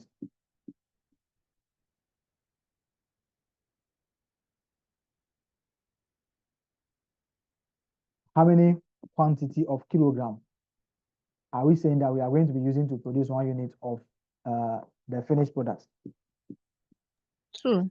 2 kilograms. Okay. What is the actual production? 1,200. 1,200. Okay. So based on our standard, how many quantities should have been used to produce the 1,200?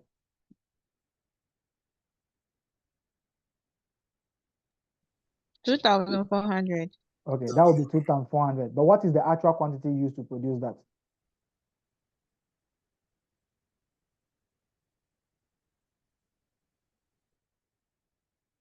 What is the actual quantity of kilogram that is used, or actual quantity of material that is being used to produce the 1,200? 3,250. Okay, 250. so we ask ourselves, okay, how many quantities have been used, or did we overused or we underused the kilogram in the production?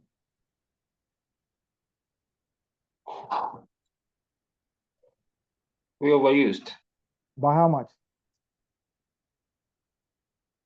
850. Okay, this 850 is kilogram, but we want to price it, so it will always be priced at the standard price, which is 2.5. Okay, so can we now say that this is calculated as this? Can we say that this can be calculated as this will be 1,200 over here? Okay, 1,200. Okay, can we say that this is the same as 2 multiplied by 1,200? Okay, minus 3250 multiplied by 2.5. Can we say that?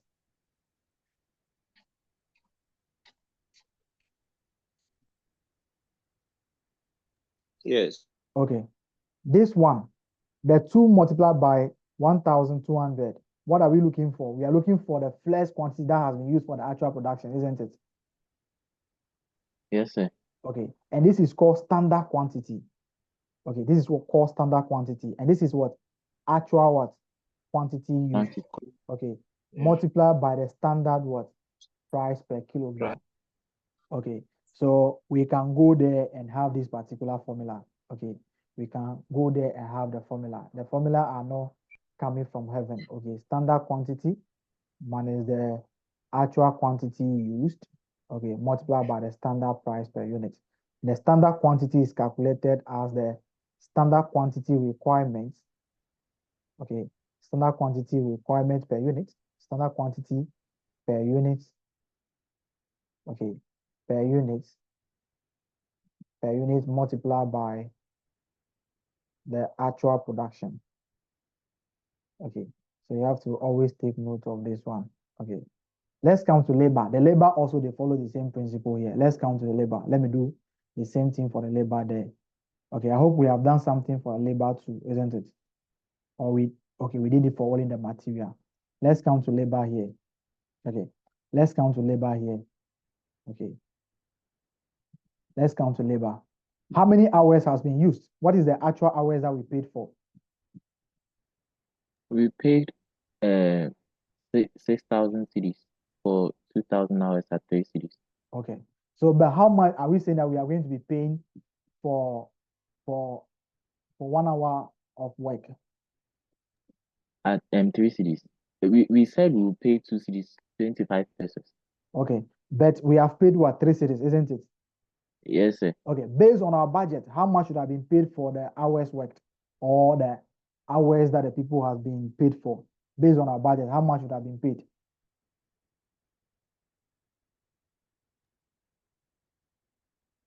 Based on our budget, how much should have been paid? How do we get that? So the actual hours worked should be multiplied by the budgeted amount per hour. Okay. So what will happen is that we should have what? Pay 2.25 for what? The 2,000 hours, isn't it? Yes, sir. Okay. But How you much see excuse me, sir, the 2.25 is for 2 hours. So I don't know if you should divide it by the 2 hours to know the per hour. Okay, I'm coming. No, the 2 is per hour. That is what we multiply and get 4.5. Okay. Are you okay? Oh, okay, I get it. Yeah, okay. So what are you going to be getting? What should have been the amount that should have been paid based on your budget? 4,500. 4,500. Okay. But how much has been paid? 6,000. Okay, so we have paid how much in excess? 1,500. So how do you get 1,500? You subtract the 6,000 from the amount that should have been paid. Then you have gotten the what? The 1,500 adverse, isn't it? Yes, sir. Okay. Can we also say that this is calculated as 2.25 multiplied by the 2,000 hours minus what? 2,000 hours multiplied by 3. Right, sir. Okay. So this can also be calculated as 2.25 minus what? 3 multiplied by 2,000 hours. That's right. Okay. The 2.25 is what? Standard what? Rate, isn't it? Yes, sir. And this one is what? The actual. Multiplied by the Rate. actual hours worked for, isn't it? Okay. Yes, sir. So the labor variance can also be calculated like this. So the labor variance can be calculated as the labor rate variance. So the first one is the labor rate variance. Okay, the labor rate variance will be equal to the standard rate minus the actual rate multiplied by the actual hours paid for. Okay, the actual hours paid for. Okay, let's count to this place. That is the hours that we have paid for. Okay, that is the hours that we have paid for. We just paid for those hours. But what is the actual hours that have been used in the production process and what would have been used in the production process? Let's come here. How many hours do we say we are using to produce 1 unit?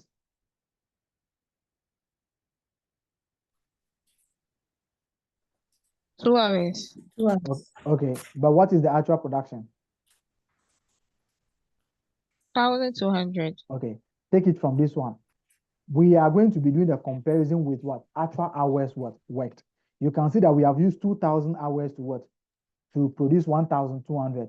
So before we can do the comparison or before we can investigate the variance from the what? The hours used, we have to make sure that we have to make sure that the hours that we are going to be using have to be on the same level of producing 1,200, because the 2,000 that we are going to be using as the benchmark is used to produce 1,200. So we also have to make sure that our budget reflects what? Production of 1,200. So 2 hours for what? 1,200. How many hours should have been used based on our standard? 2,400. Okay, but what is the actual hours worked? 2,000. Okay, 1,000. so we are going to be having a variance of 400 in terms of hours, isn't it? Yes, sir. Okay, so we say that this is calculated as 2 multiplied by 1,200 minus what? 2,000. So we are going to be having a variance of 400, isn't it? Yes, Okay, sir. this is in hours, so Yes. we want to price it. Mostly it will be priced at the standard cost, so that will be 2.25.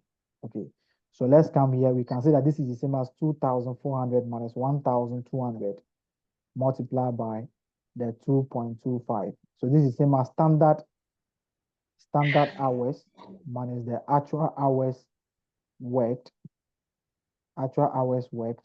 multiplied by the standard what rates. Are we okay with that? Yeah.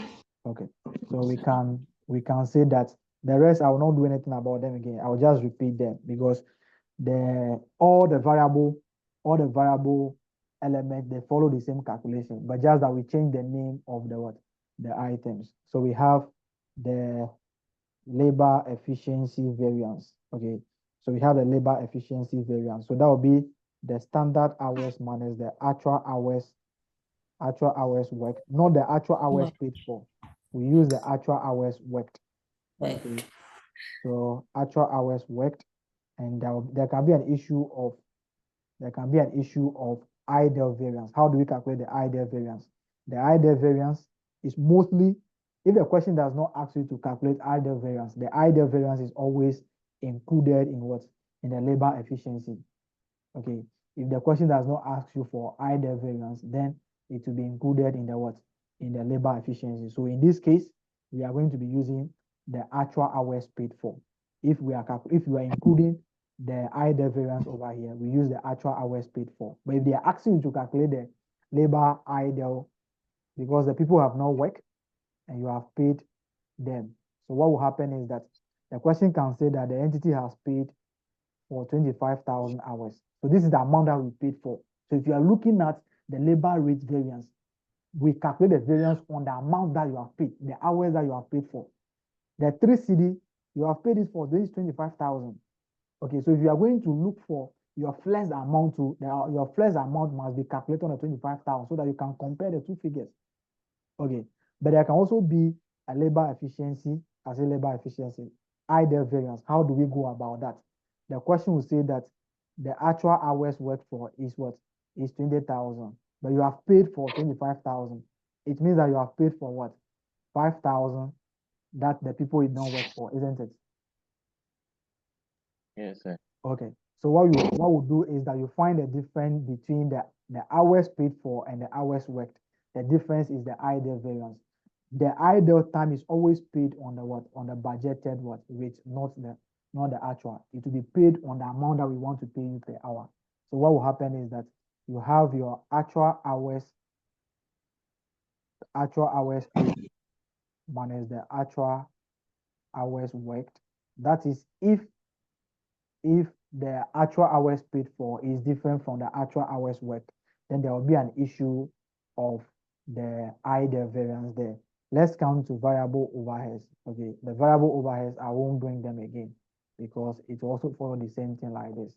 So the variable overhead is based on labor hours. So the first one will be variable overhead expenditure variance, and that will be calculated at the standard rate minus the actual rate multiplied by the actual hours worked, not paid for.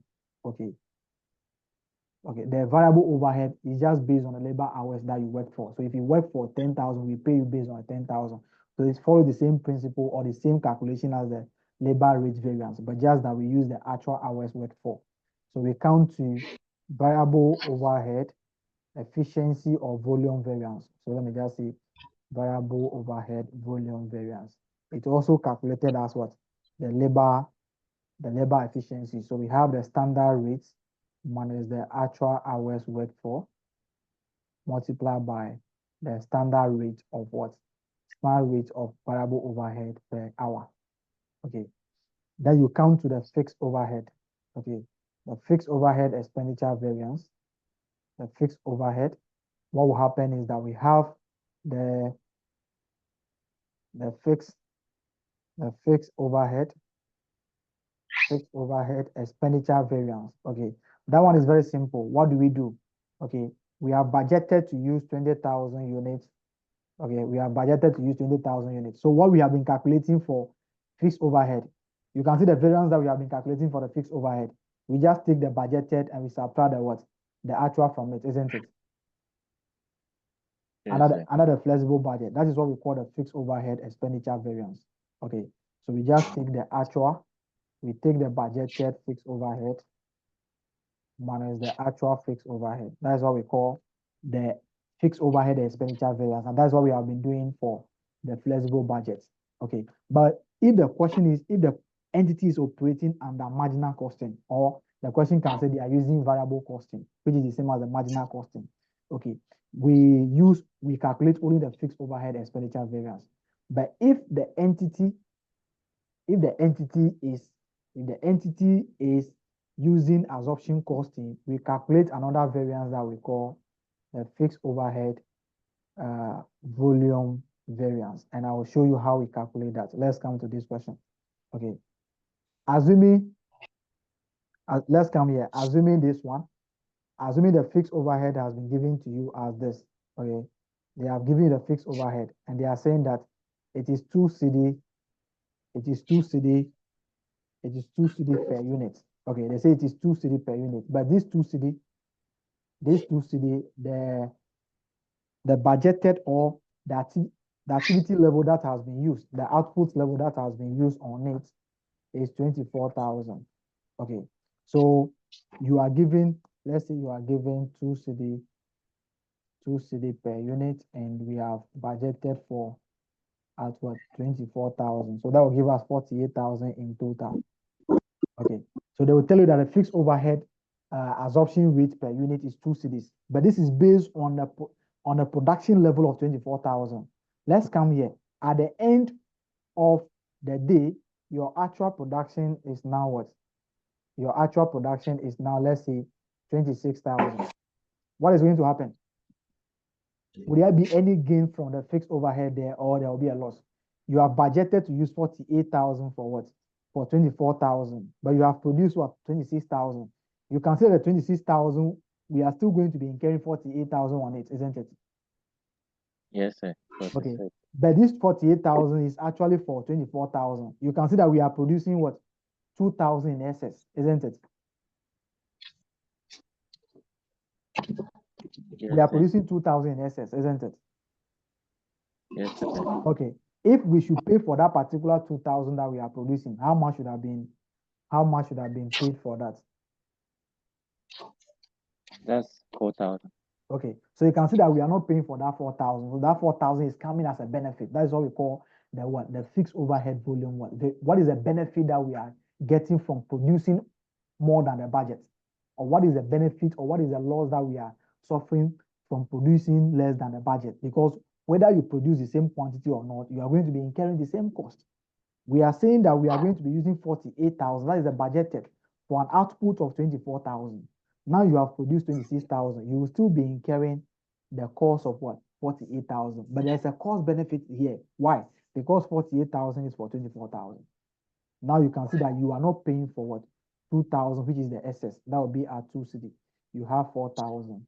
And that is a benefit to the entity. So we call it the fixed overhead volume variance. How do we calculate it? We calculate the budgeted quantity minus the actual quantity multiplied by the standard fixed price, standard price for the fixed overhead. That's how we go about it. Very simple. That's how we go about it. Very simple. I've done sales also already. So let me bring the sales. The sales also follow the same thing, but I won't be using the formula match. I'll be using the flexible budget approach to do it. But if we are doing reverse budget, we'll be using the formula to do that. Okay, so let's come here. Let me come to the sales volume. Okay, so that we just pick one question and we kill it. Okay, so the sales budget, we have the selling price variance. So we have the selling price variance, which is we have the standard price minus the actual price multiplied by the actual quantity sold. So I've done this already. I've done this somewhere here. Okay, I've done this somewhere here. And I've also looked at the implication of the figure on the budgeted profit. I also have done that. So we also come to sales volume variance, which if you are using, this is the budgeted quantity minus the actual quantity multiplied by budgeted contribution per unit. Okay, which is multiplied by budgeted contribution per unit or budgeted profit per unit, depending on the costing technique that you are using. So if you are using, this is for marginal costing. So if you are using marginal costing, we multiply by budgeted contribution. But if you are using absorption costing, sales volume variance is calculated at budgeted quantity minus the actual quantity multiplied by budgeted profit per unit. Okay, you always be given information to calculate the budgeted profit per unit, and this is for absorption costing. Okay, this is for marginal, and this is for absorption costing. Okay. All right. So we are going to be looking at the basic one. So let's see if we can solve one question to seal what all the things that we have done, or let's say we can solve two questions to now. Let's see.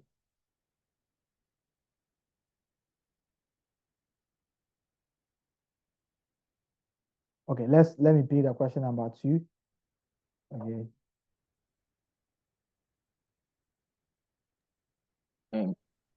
Okay, let me pick the 2 and 3. Let's see. Sir, please, someone else read. My network is bad this afternoon. Okay. Auntie Vic.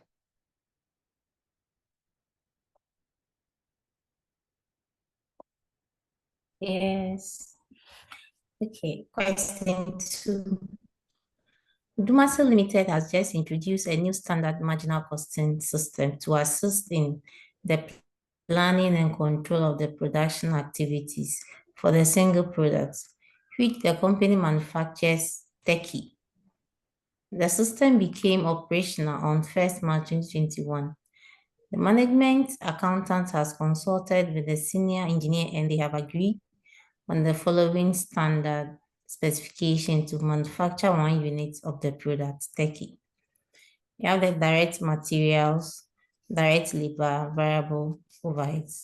According to the marketing director, Odumas Limited operates in an industry where the budgeted selling price is normally calculated to achieve a markup of 30% on cost. The budgeted level of production and sales activity has been agreed with both production managers and sales staff at 24,000 units per month. The actual results for the month of March 2021 are as follows: sales, production, direct materials, direct labor, and the variable overheads required. Calculate the relevant variances for March 2021 under the headings of sales, materials, labor, and overheads. All right, thank you. So you can see that we don't have any fixed overhead here, isn't it? We don't have fixed overhead. Is that correct? No, sir. Okay. Yes. And the entity Yes. is operating what? Which costing technique? Which costing system? Marginal.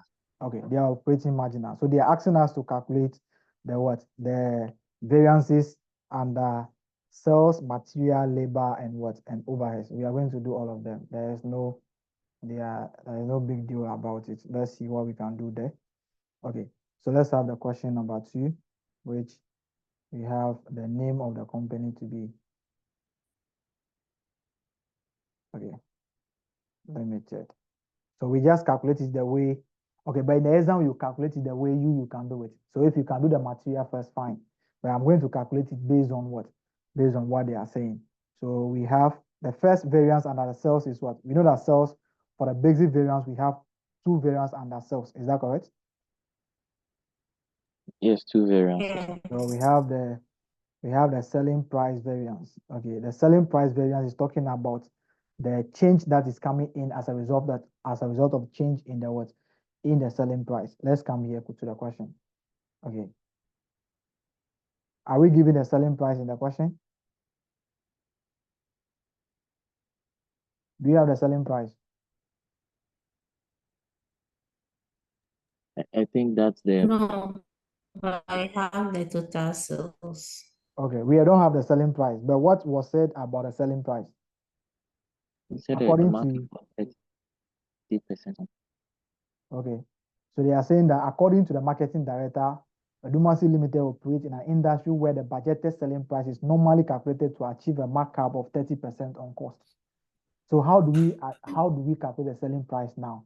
We have to now find the variable cost per unit and apply 30% on it.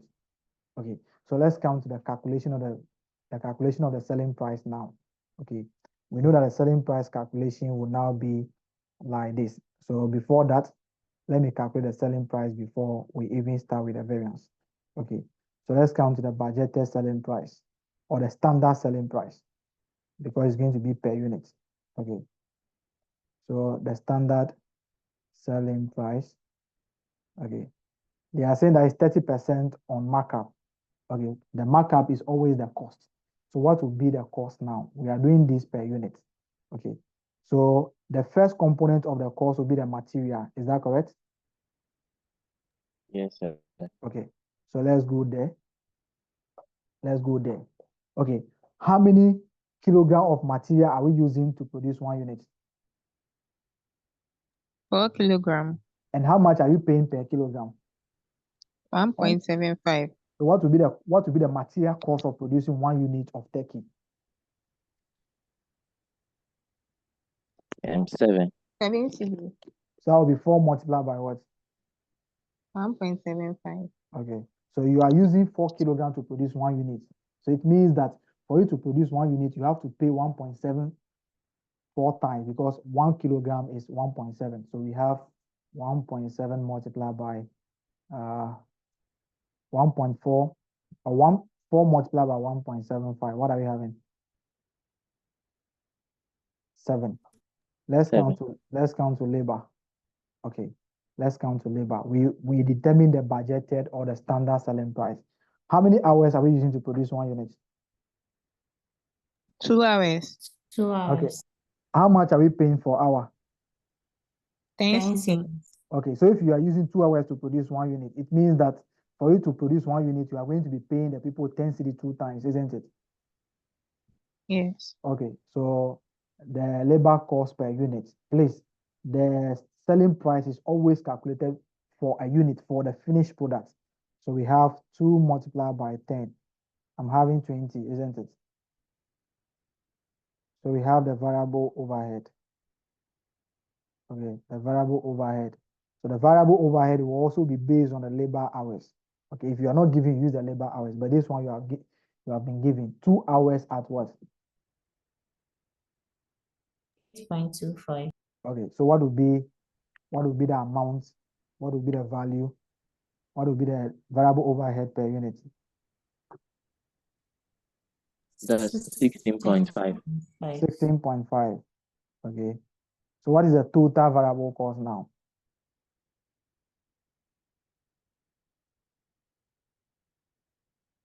What's it? 43. 43.5. Okay. But they are saying that this is a cost, isn't it? 3.5. This is a cost. But you are saying that if you want to get the selling price, you find 30% markup. So the profit will be 0.3 multiplied by 4.3. What are we having?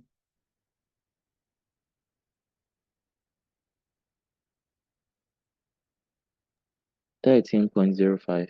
Okay, so what will be the selling price now?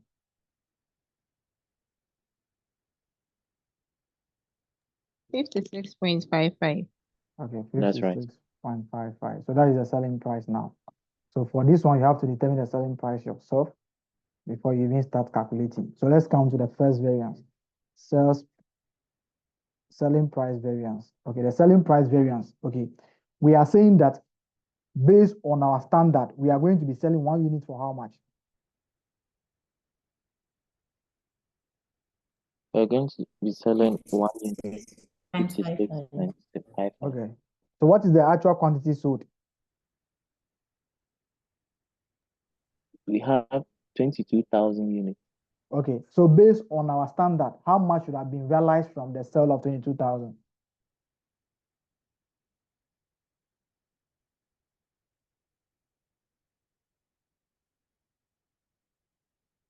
That would be 56.55 multiplied by what?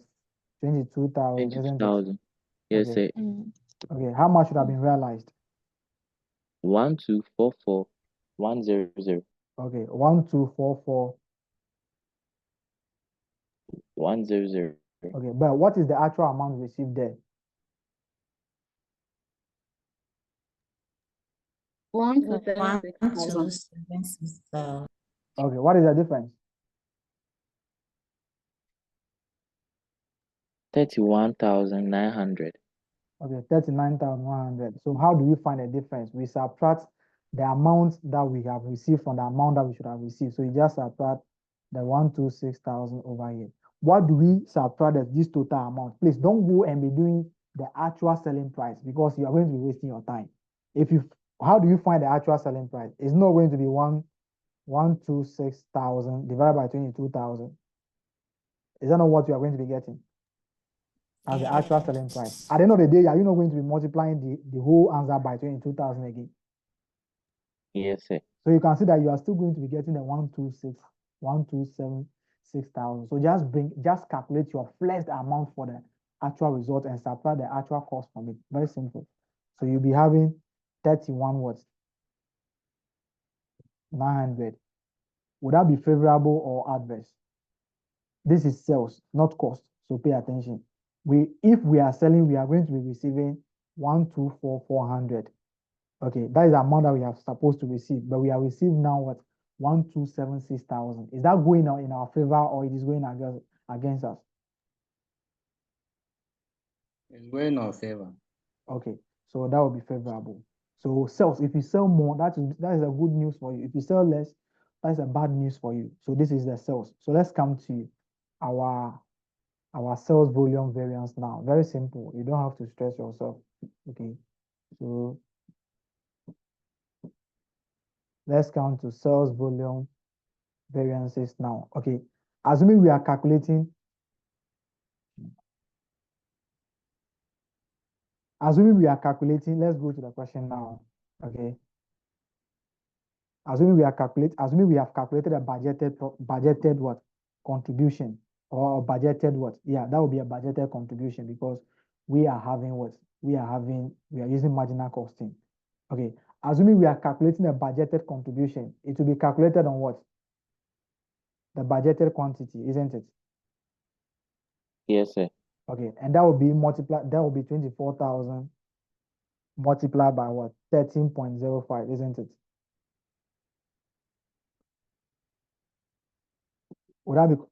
Is that correct? Yes, that's the profit element. Okay. But the question now is, we have prepared a budgeted statement, but the actual result is now 22,000.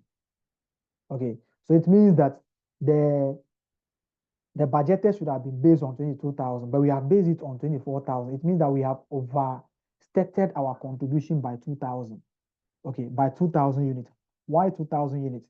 Because we prepare a budgeted profit statement based on 24,000, but the actual result is now 22,000. So it means that we have overstated our budgeted contribution by 2,000 units. So we multiply by 13.05 to find the overstatement and take it from the contribution. Okay, how do we do that?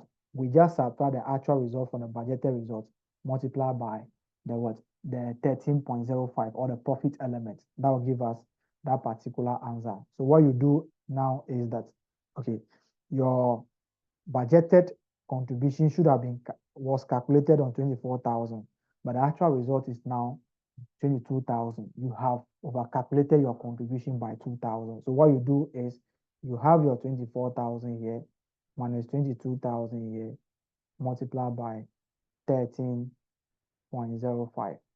Okay, we have 2,000 multiplied by what? 13.05. What are we having? 26,100. 26,100. Adverse or favorable? No, adverse. Adverse. That is overstatement, adverse. I hope you're okay with the sales volume now. Let's go to material variances now. Okay, so we have the material variances now. So material variances. Okay, the material, we look at the material price variance. Okay, the material price variance, we are just talking about the amount that we have paid for the quantity that we purchased. Let's come here. How much are we saying that we are going to be paying for a kilogram?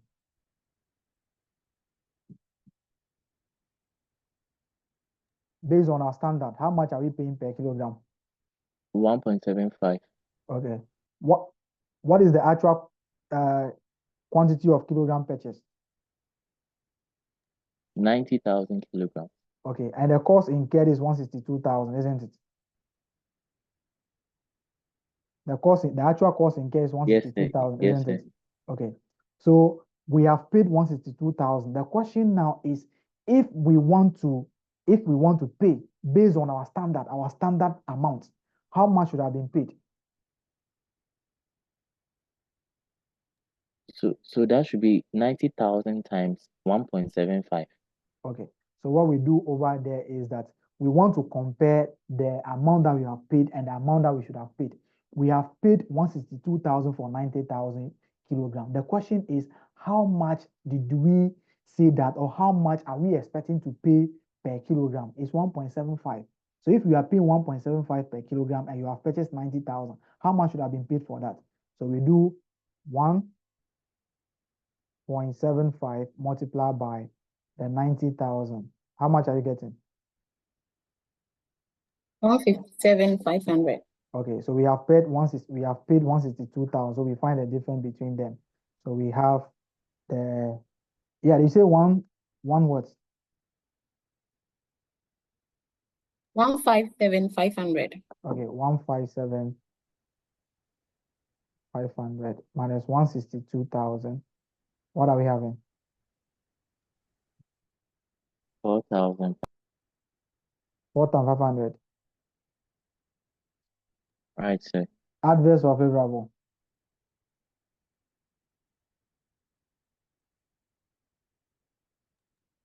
So It means that we have overpaid adverse. Okay. yes. So adverse will be this one. Please don't go. You see, I know why I'm doing this. Don't go and be saying that you want to do standard price minus the actual what? Actual price multiplied by the actual quantity purchased. Okay. If you are stressing yourself. At the end of the day, you will be having the standard price multiplied by the actual quantity, okay, purchase minus the actual price multiplied by the actual quantity, okay, purchase. You will still be having the same answer at the end for the 162,000. If you multiply the actual, this one by the actual quantity purchase, you'll still be having the same thing because you'll be having 162,000 divided by 90,000. Maybe you have 1.8 or something. Okay, this same 1.8 will be used to multiply the 90,000. You are still having the 162,000. So just ignore that actual price and just bring the actual cost in care. Just find your flex amount, compare with the actual cost in care. That is it. But if you are comfortable with the actual price one, sometimes the actual price, if you want to find it, it will be recurring. And if you use it, your answer will be wrong because they cannot give you 162,000 and you'll be using a recurring what figure. You only be comfortable when it is what? When the actual price of rate that you are looking for is a whole number or it's not recurring. Okay. Yeah, Sina John. Sina, if we are not using the formula, won't we lose more marks? When the formula No. carry They don't have one. They don't have. You have choice. You can anyhow you want to do it. So they don't really use the formula. So they'll give you alternatives. It's either you use this one or you use the formula. Are you okay. Okay. But you just use the one that you are comfortable with. But I just want to make things very simple for you because finding the actual rate, you'll be 162 divided by 90,000. At the end of the day, you'll be getting the 162 again. So why will you do that? Okay. So let's count to the material usage, the material usage variance. So let's count to the material usage variance. So the material usage, we are talking about the quantity that has been used. Okay. What is the actual quantity used to produce? What is the actual production? So 23,000 units were produced. Okay. And how many quantities of material has been used?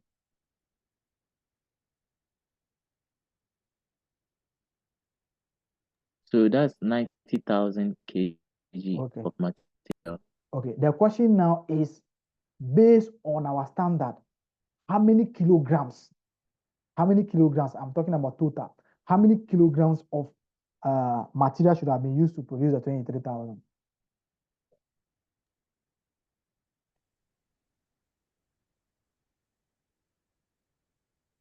How many kilograms should have been used in terms of total? How many kilograms? 92,000. 90. 2,000. Okay, but we have used what? 90,000 kg. So we have what underused by how many quantity of kilogram? And that's 2,000. So the 2,000 we just value it at the standard cost. Okay, so what we do is that you just ask yourself, okay, what would have been the quantity of material that you should have used? We should have used 4 multiplied by the 23,000. We have produced 23,000, but we use 90 kg. So based on our budget, how many quantities should have been used? We should have used the 92,000. So we subtract this over here, then we multiply by the 1.7. Okay, so we have 92,000. So we have 92,000 minus 90,000 multiplied by 1.75. Okay, what are we getting for that? 3 steps is okay.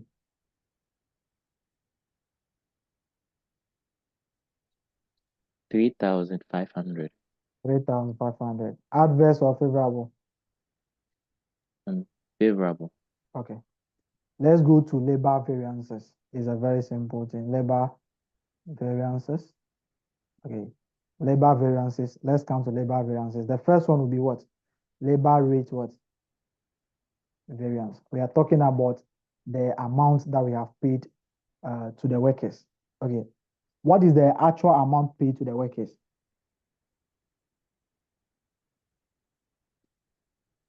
So 576,000. For how many hours? Or 48,000 hours. Okay. Based on our budget, how much are we paying per hour? We are paying 10 cedis per hour. So how much should have been paid for the 48,000 hours?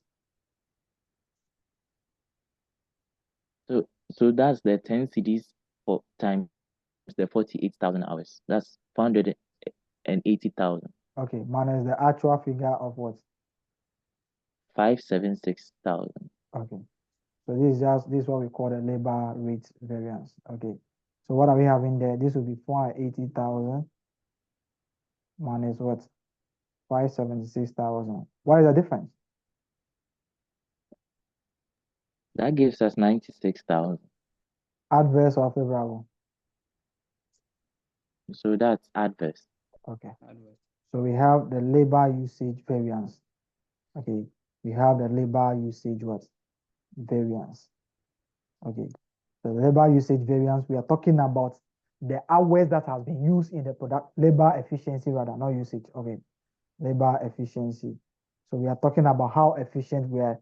The efficiency has to talk about the number of hours spent in the production process. Okay, let's come here. What is the actual quantity produced?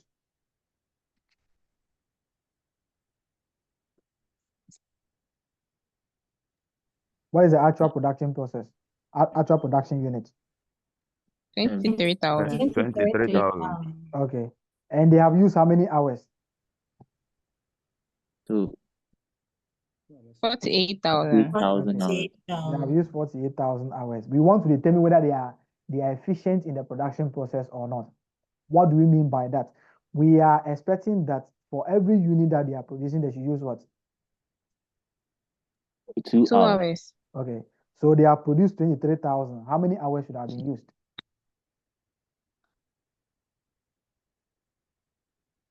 46,000. 46,000. Okay. So they should have used 46,000. They have used 48,000. Were they efficient? No, sir. Okay. So there is going to be overuse of 2,000. This will always be valued at what? At the standard amount. That is it. That is the labor efficiency variance. So we have 2 multiplied by the quantity produced. Then we subtract. So let me do it like this. Minus the actual hours worked. Then multiply by the standard rate of density. Okay. So we have 46,000 hours should have been used, but they have used 48,000.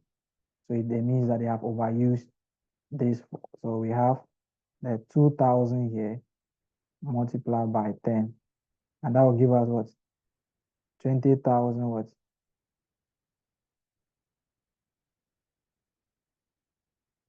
20,000 what? Adverse. Okay. 20,000 adverse. Okay. Okay, we are done with the labor. Let's come to variable overheads. Okay. The variable overheads, we use the variable overhead expenditure variance. Okay. So that one too, we are talking about what is the expenditure incurred, what is the amount paid for the variable overhead. So this is the same thing over here. It is always based on the labor hours. Okay. Okay. What is the amount paid for the variable overhead? What is the actual amount?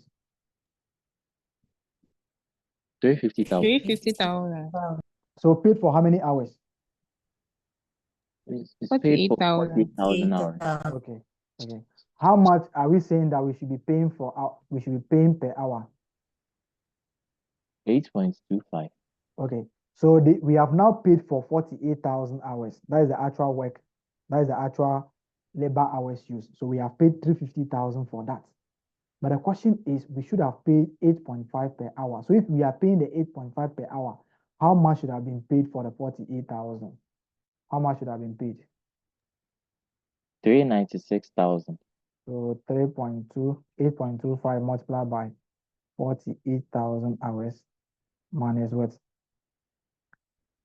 Minus 350,000, isn't it? Yes, sir.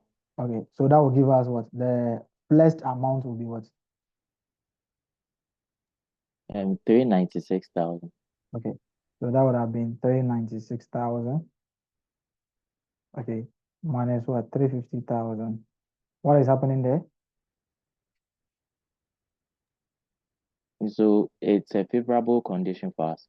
Okay, favorable condition by how much? That's 46,000.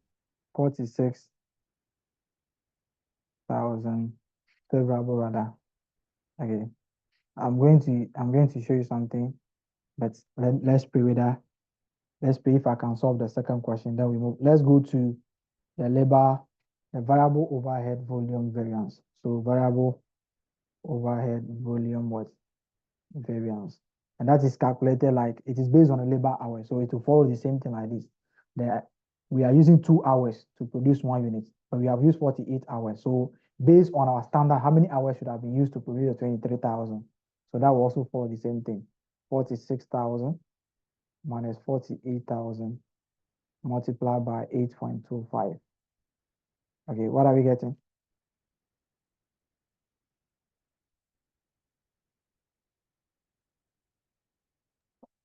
16,500. Okay, favorable or adverse? That's adverse. Okay, so that is for this one. But let me show you something here. Let's come to what would be the difference? What would be the total material variance?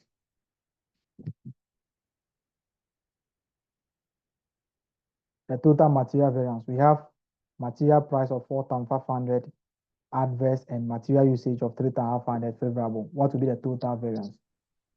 1,000 adverse. Okay, let's check something here. Let's check something here. Okay, let's check something here. Okay, what is the total cost? What is the actual cost for the material? What is the actual cost? 70. No, the actual cost. The actual cost was 162,000. Okay, 162,000 for how many units? 23,000, isn't it? Yes, sir. Okay. So, like, how much do we say that we are going to be paying per unit? What is the material cost per unit? We have done that somewhere in the question. 4 multiplied by what? 1.75. Okay, so we have gotten 7, isn't it? Yes, 7. Okay. If it should be a flexible budget, what we do is that we just use 7 here to multiply the 23,000 units produced. What are you going to be getting?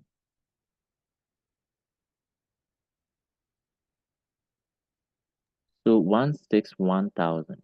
Okay, 161,000. That would be the flex amount for the material cost. Do you agree? Yes, sir. Then we subtract it from the actual cost. The question will always give us the actual cost, which will be 162,000. What will be the variance? 1,000. Adverse. Are you okay? Okay. This is for budget. This is for budget. But for standard costing, we want to know where this particular, you can see that if you are doing this for budget, you might be investigating certain things that is not even contributing to the what? To the adverse. You might be thinking that you are using more of the material, or some people are mishandling the material, which in actual case is not the problem. Okay, the problem is this one. The problem is coming from what? The problem is coming from what? The amount that we are paying for the material. So if you are doing standard costing, it will just take you to where the problem is. Then you go and investigate it. But for budget, you will just be doing gambling. You will be doing try and error because you have calculated the variance on total basis. But for standard costing, we want to know the source of the problem, the source of the variance. Okay, let's take the question number 3.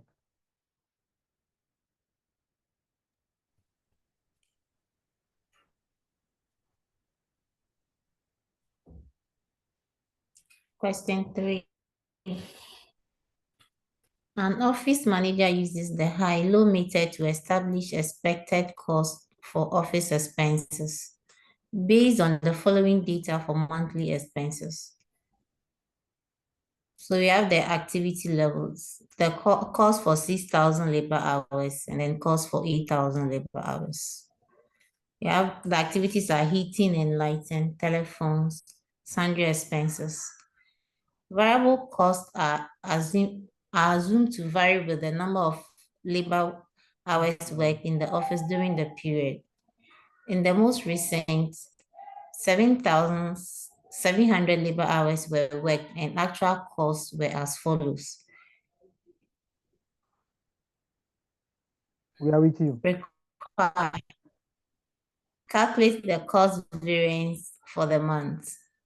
Okay, this particular question, you cannot do anything if you haven't done what? Okay, you can see that you have been given what will be our benchmark over here, 7,500 hours, isn't it? 7,700 hours. 700 hours. Yeah. Okay, but the question is, this is our budget, isn't it?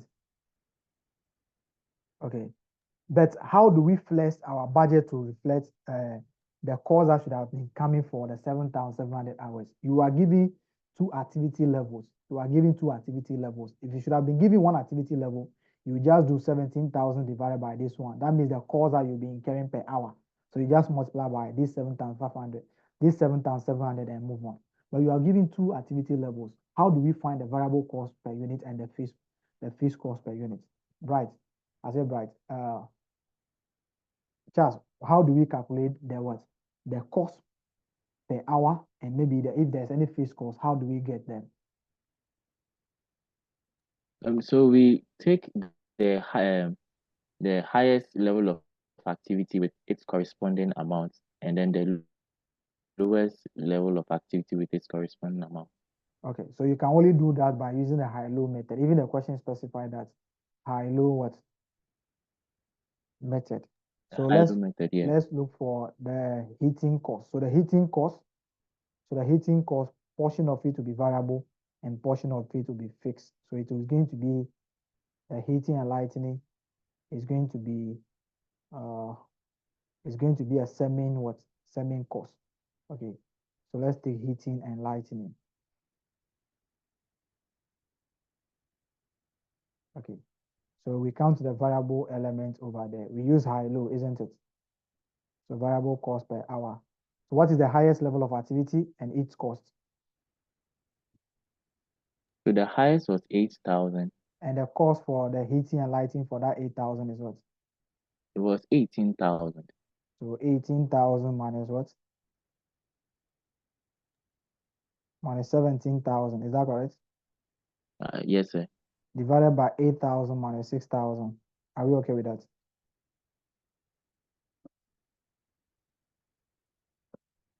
Charles, are you okay with that? Yes, sir. Yes, sir. So what are we having? What is the cost? What is the variable cost per hour? That's 0.5. Okay. So can we find the fixed cost? Can we find the fixed cost elements? Yes, sir. Okay. You can find the fixed cost element by this one. You can check whether the cost is entirely variable. We have incurred a total cost of 17,000 for 6,000 hours, but we are saying that the variable cost is 0.5 multiplied by the hours. So what would be the variable cost component? That is 3,000. Okay. But we have 17,000. It means that the fixed cost is what? 14,000. Is that correct? Yes, sir. Yes, Okay. sir. So the fixed cost is the total cost minus the total variable cost. Total cost, we can pick any activity level. Let's pick 6,000. So we know that total cost for that is 17,000. Okay. But the total variable cost will be the variable cost per hour multiplied by the total activity, which is 6,000.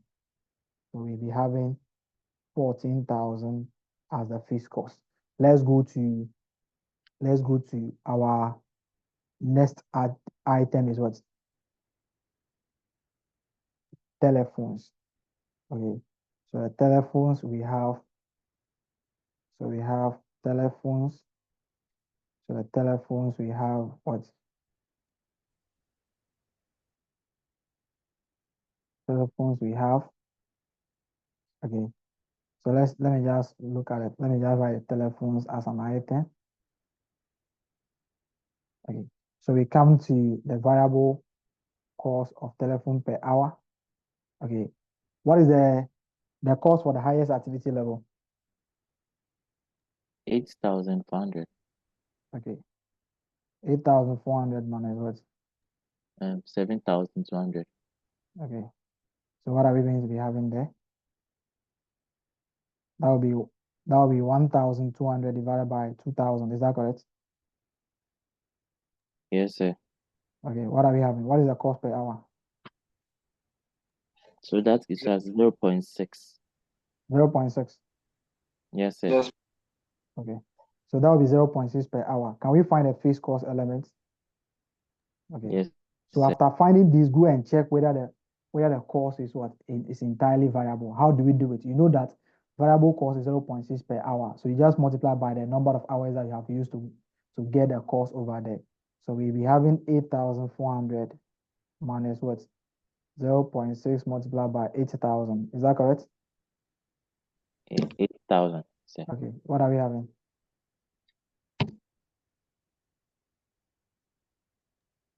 4,800. 4,800. Okay. So what would be the difference? 4,000. Okay.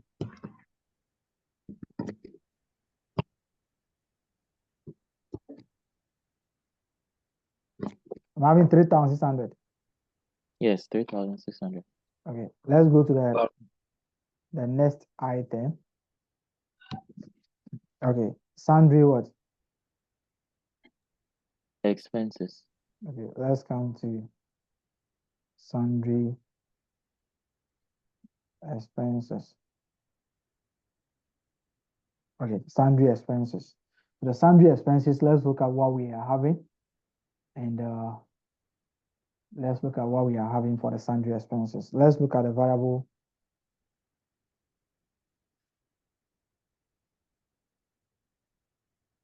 A variable cost there. What is the highest cost? 33,400. So we have 33,400 minus what? 29,400. Okay, the difference will give us what? 4,000. Okay, 4,000 divided by 2,000 now. That will be 2 cities. Yes, sir. Yes. Okay, can we find the fixed cost? So the fixed cost,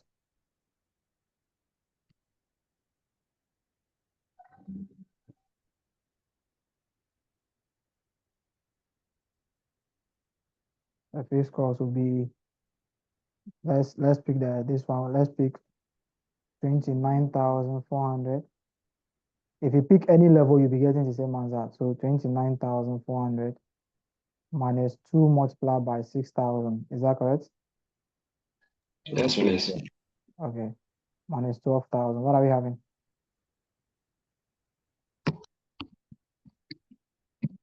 17,400. 17,400. Okay. What is the actual activity level now?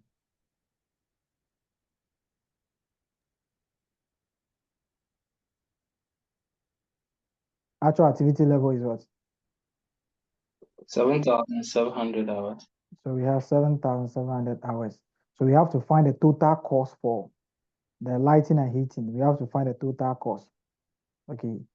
So that we can compare. So the total cost for lighting and heating will be the variable cost plus the fixed cost, which is calculated as the variable cost per hour is 0.5, isn't it?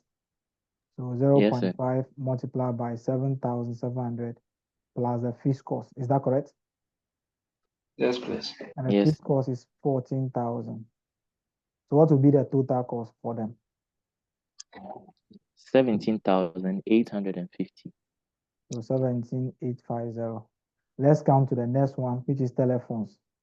Okay, the total cost for telephones. The total cost for telephones will be 0.6. Okay, 0.6 multiplied by 7,700 plus what?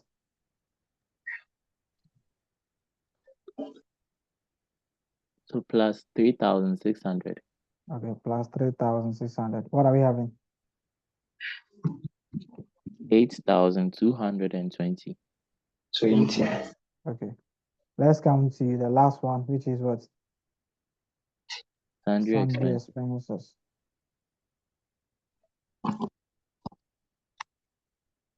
So that will be 2 multiplied by 7,700 plus what? 17,400. 32,800. Yes, that's right. 32,800. Okay, so these are supposed to be the what? The flex costs. These are the costs that we have to incur based on our budget. So these are the costs that we should have incurred. We know that based on our budget, the cost of what? Using 1 hour for lighting and heating is 0.5. So if you have used 7,000 hours, that will be 0.5 multiplied by 7,700. But our budgeted fixed cost is 14,000. So the fixed cost, whether you like it or not, it will still be the same. So you can do this like this. You can prepare the cost variance statement, or you can prepare anything like this, like cost variance statement. So you can have your flexed amount here. Okay. Or you can have, let me just make it standard cost. Okay. Let me just make it standard cost here. So let's have the standard cost. Okay, then we have the actual cost. Okay. Then we have the variance here. Okay. So let's have the items. So we have lighting.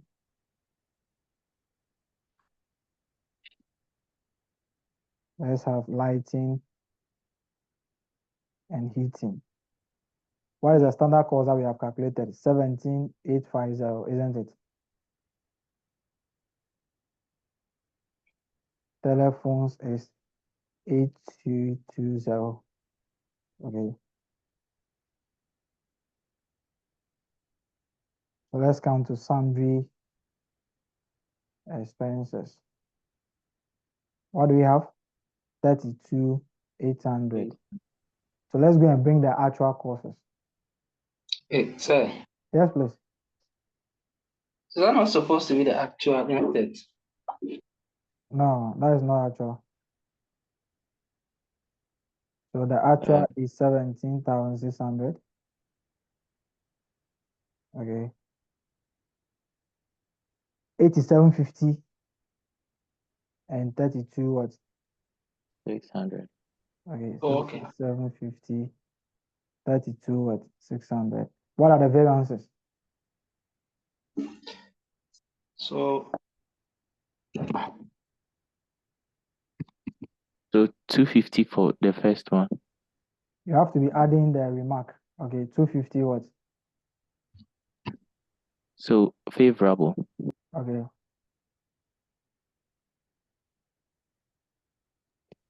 This is 530. Adverse. okay. This is what?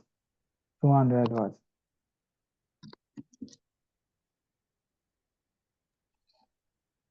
Fav- Okay. So I'm just trying to draw your attention to the fact that they can also ask you to prepare or to calculate variances using what? Using the high-low what? Issues. Okay. Using the high-low issues. Okay. So what are we going to be doing?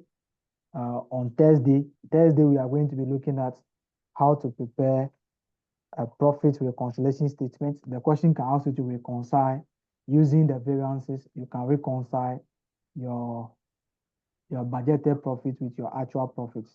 So the only thing that will be the difference is that, okay, you are prepared your budgeted profit already, but it is prepared on budgeted estimates. Now something has happened. So what will be the impact on the budgeted profit? So something that happened, maybe to reduce it by this amount. So we just calculate the variances and do it. And we also look at the reverse what? Variance analysis, where they will calculate the variances and they'll ask you to calculate maybe the labor cost per hour, those things like the last sitting, and we'll be solving the last sitting question. So that's what we are going to do on Thursday. So we try to solve maybe two question on them. Okay. We try to solve two question on them. Then maybe Sunday we look at the advanced variances. Then we are done with the variance analysis. Please, any question?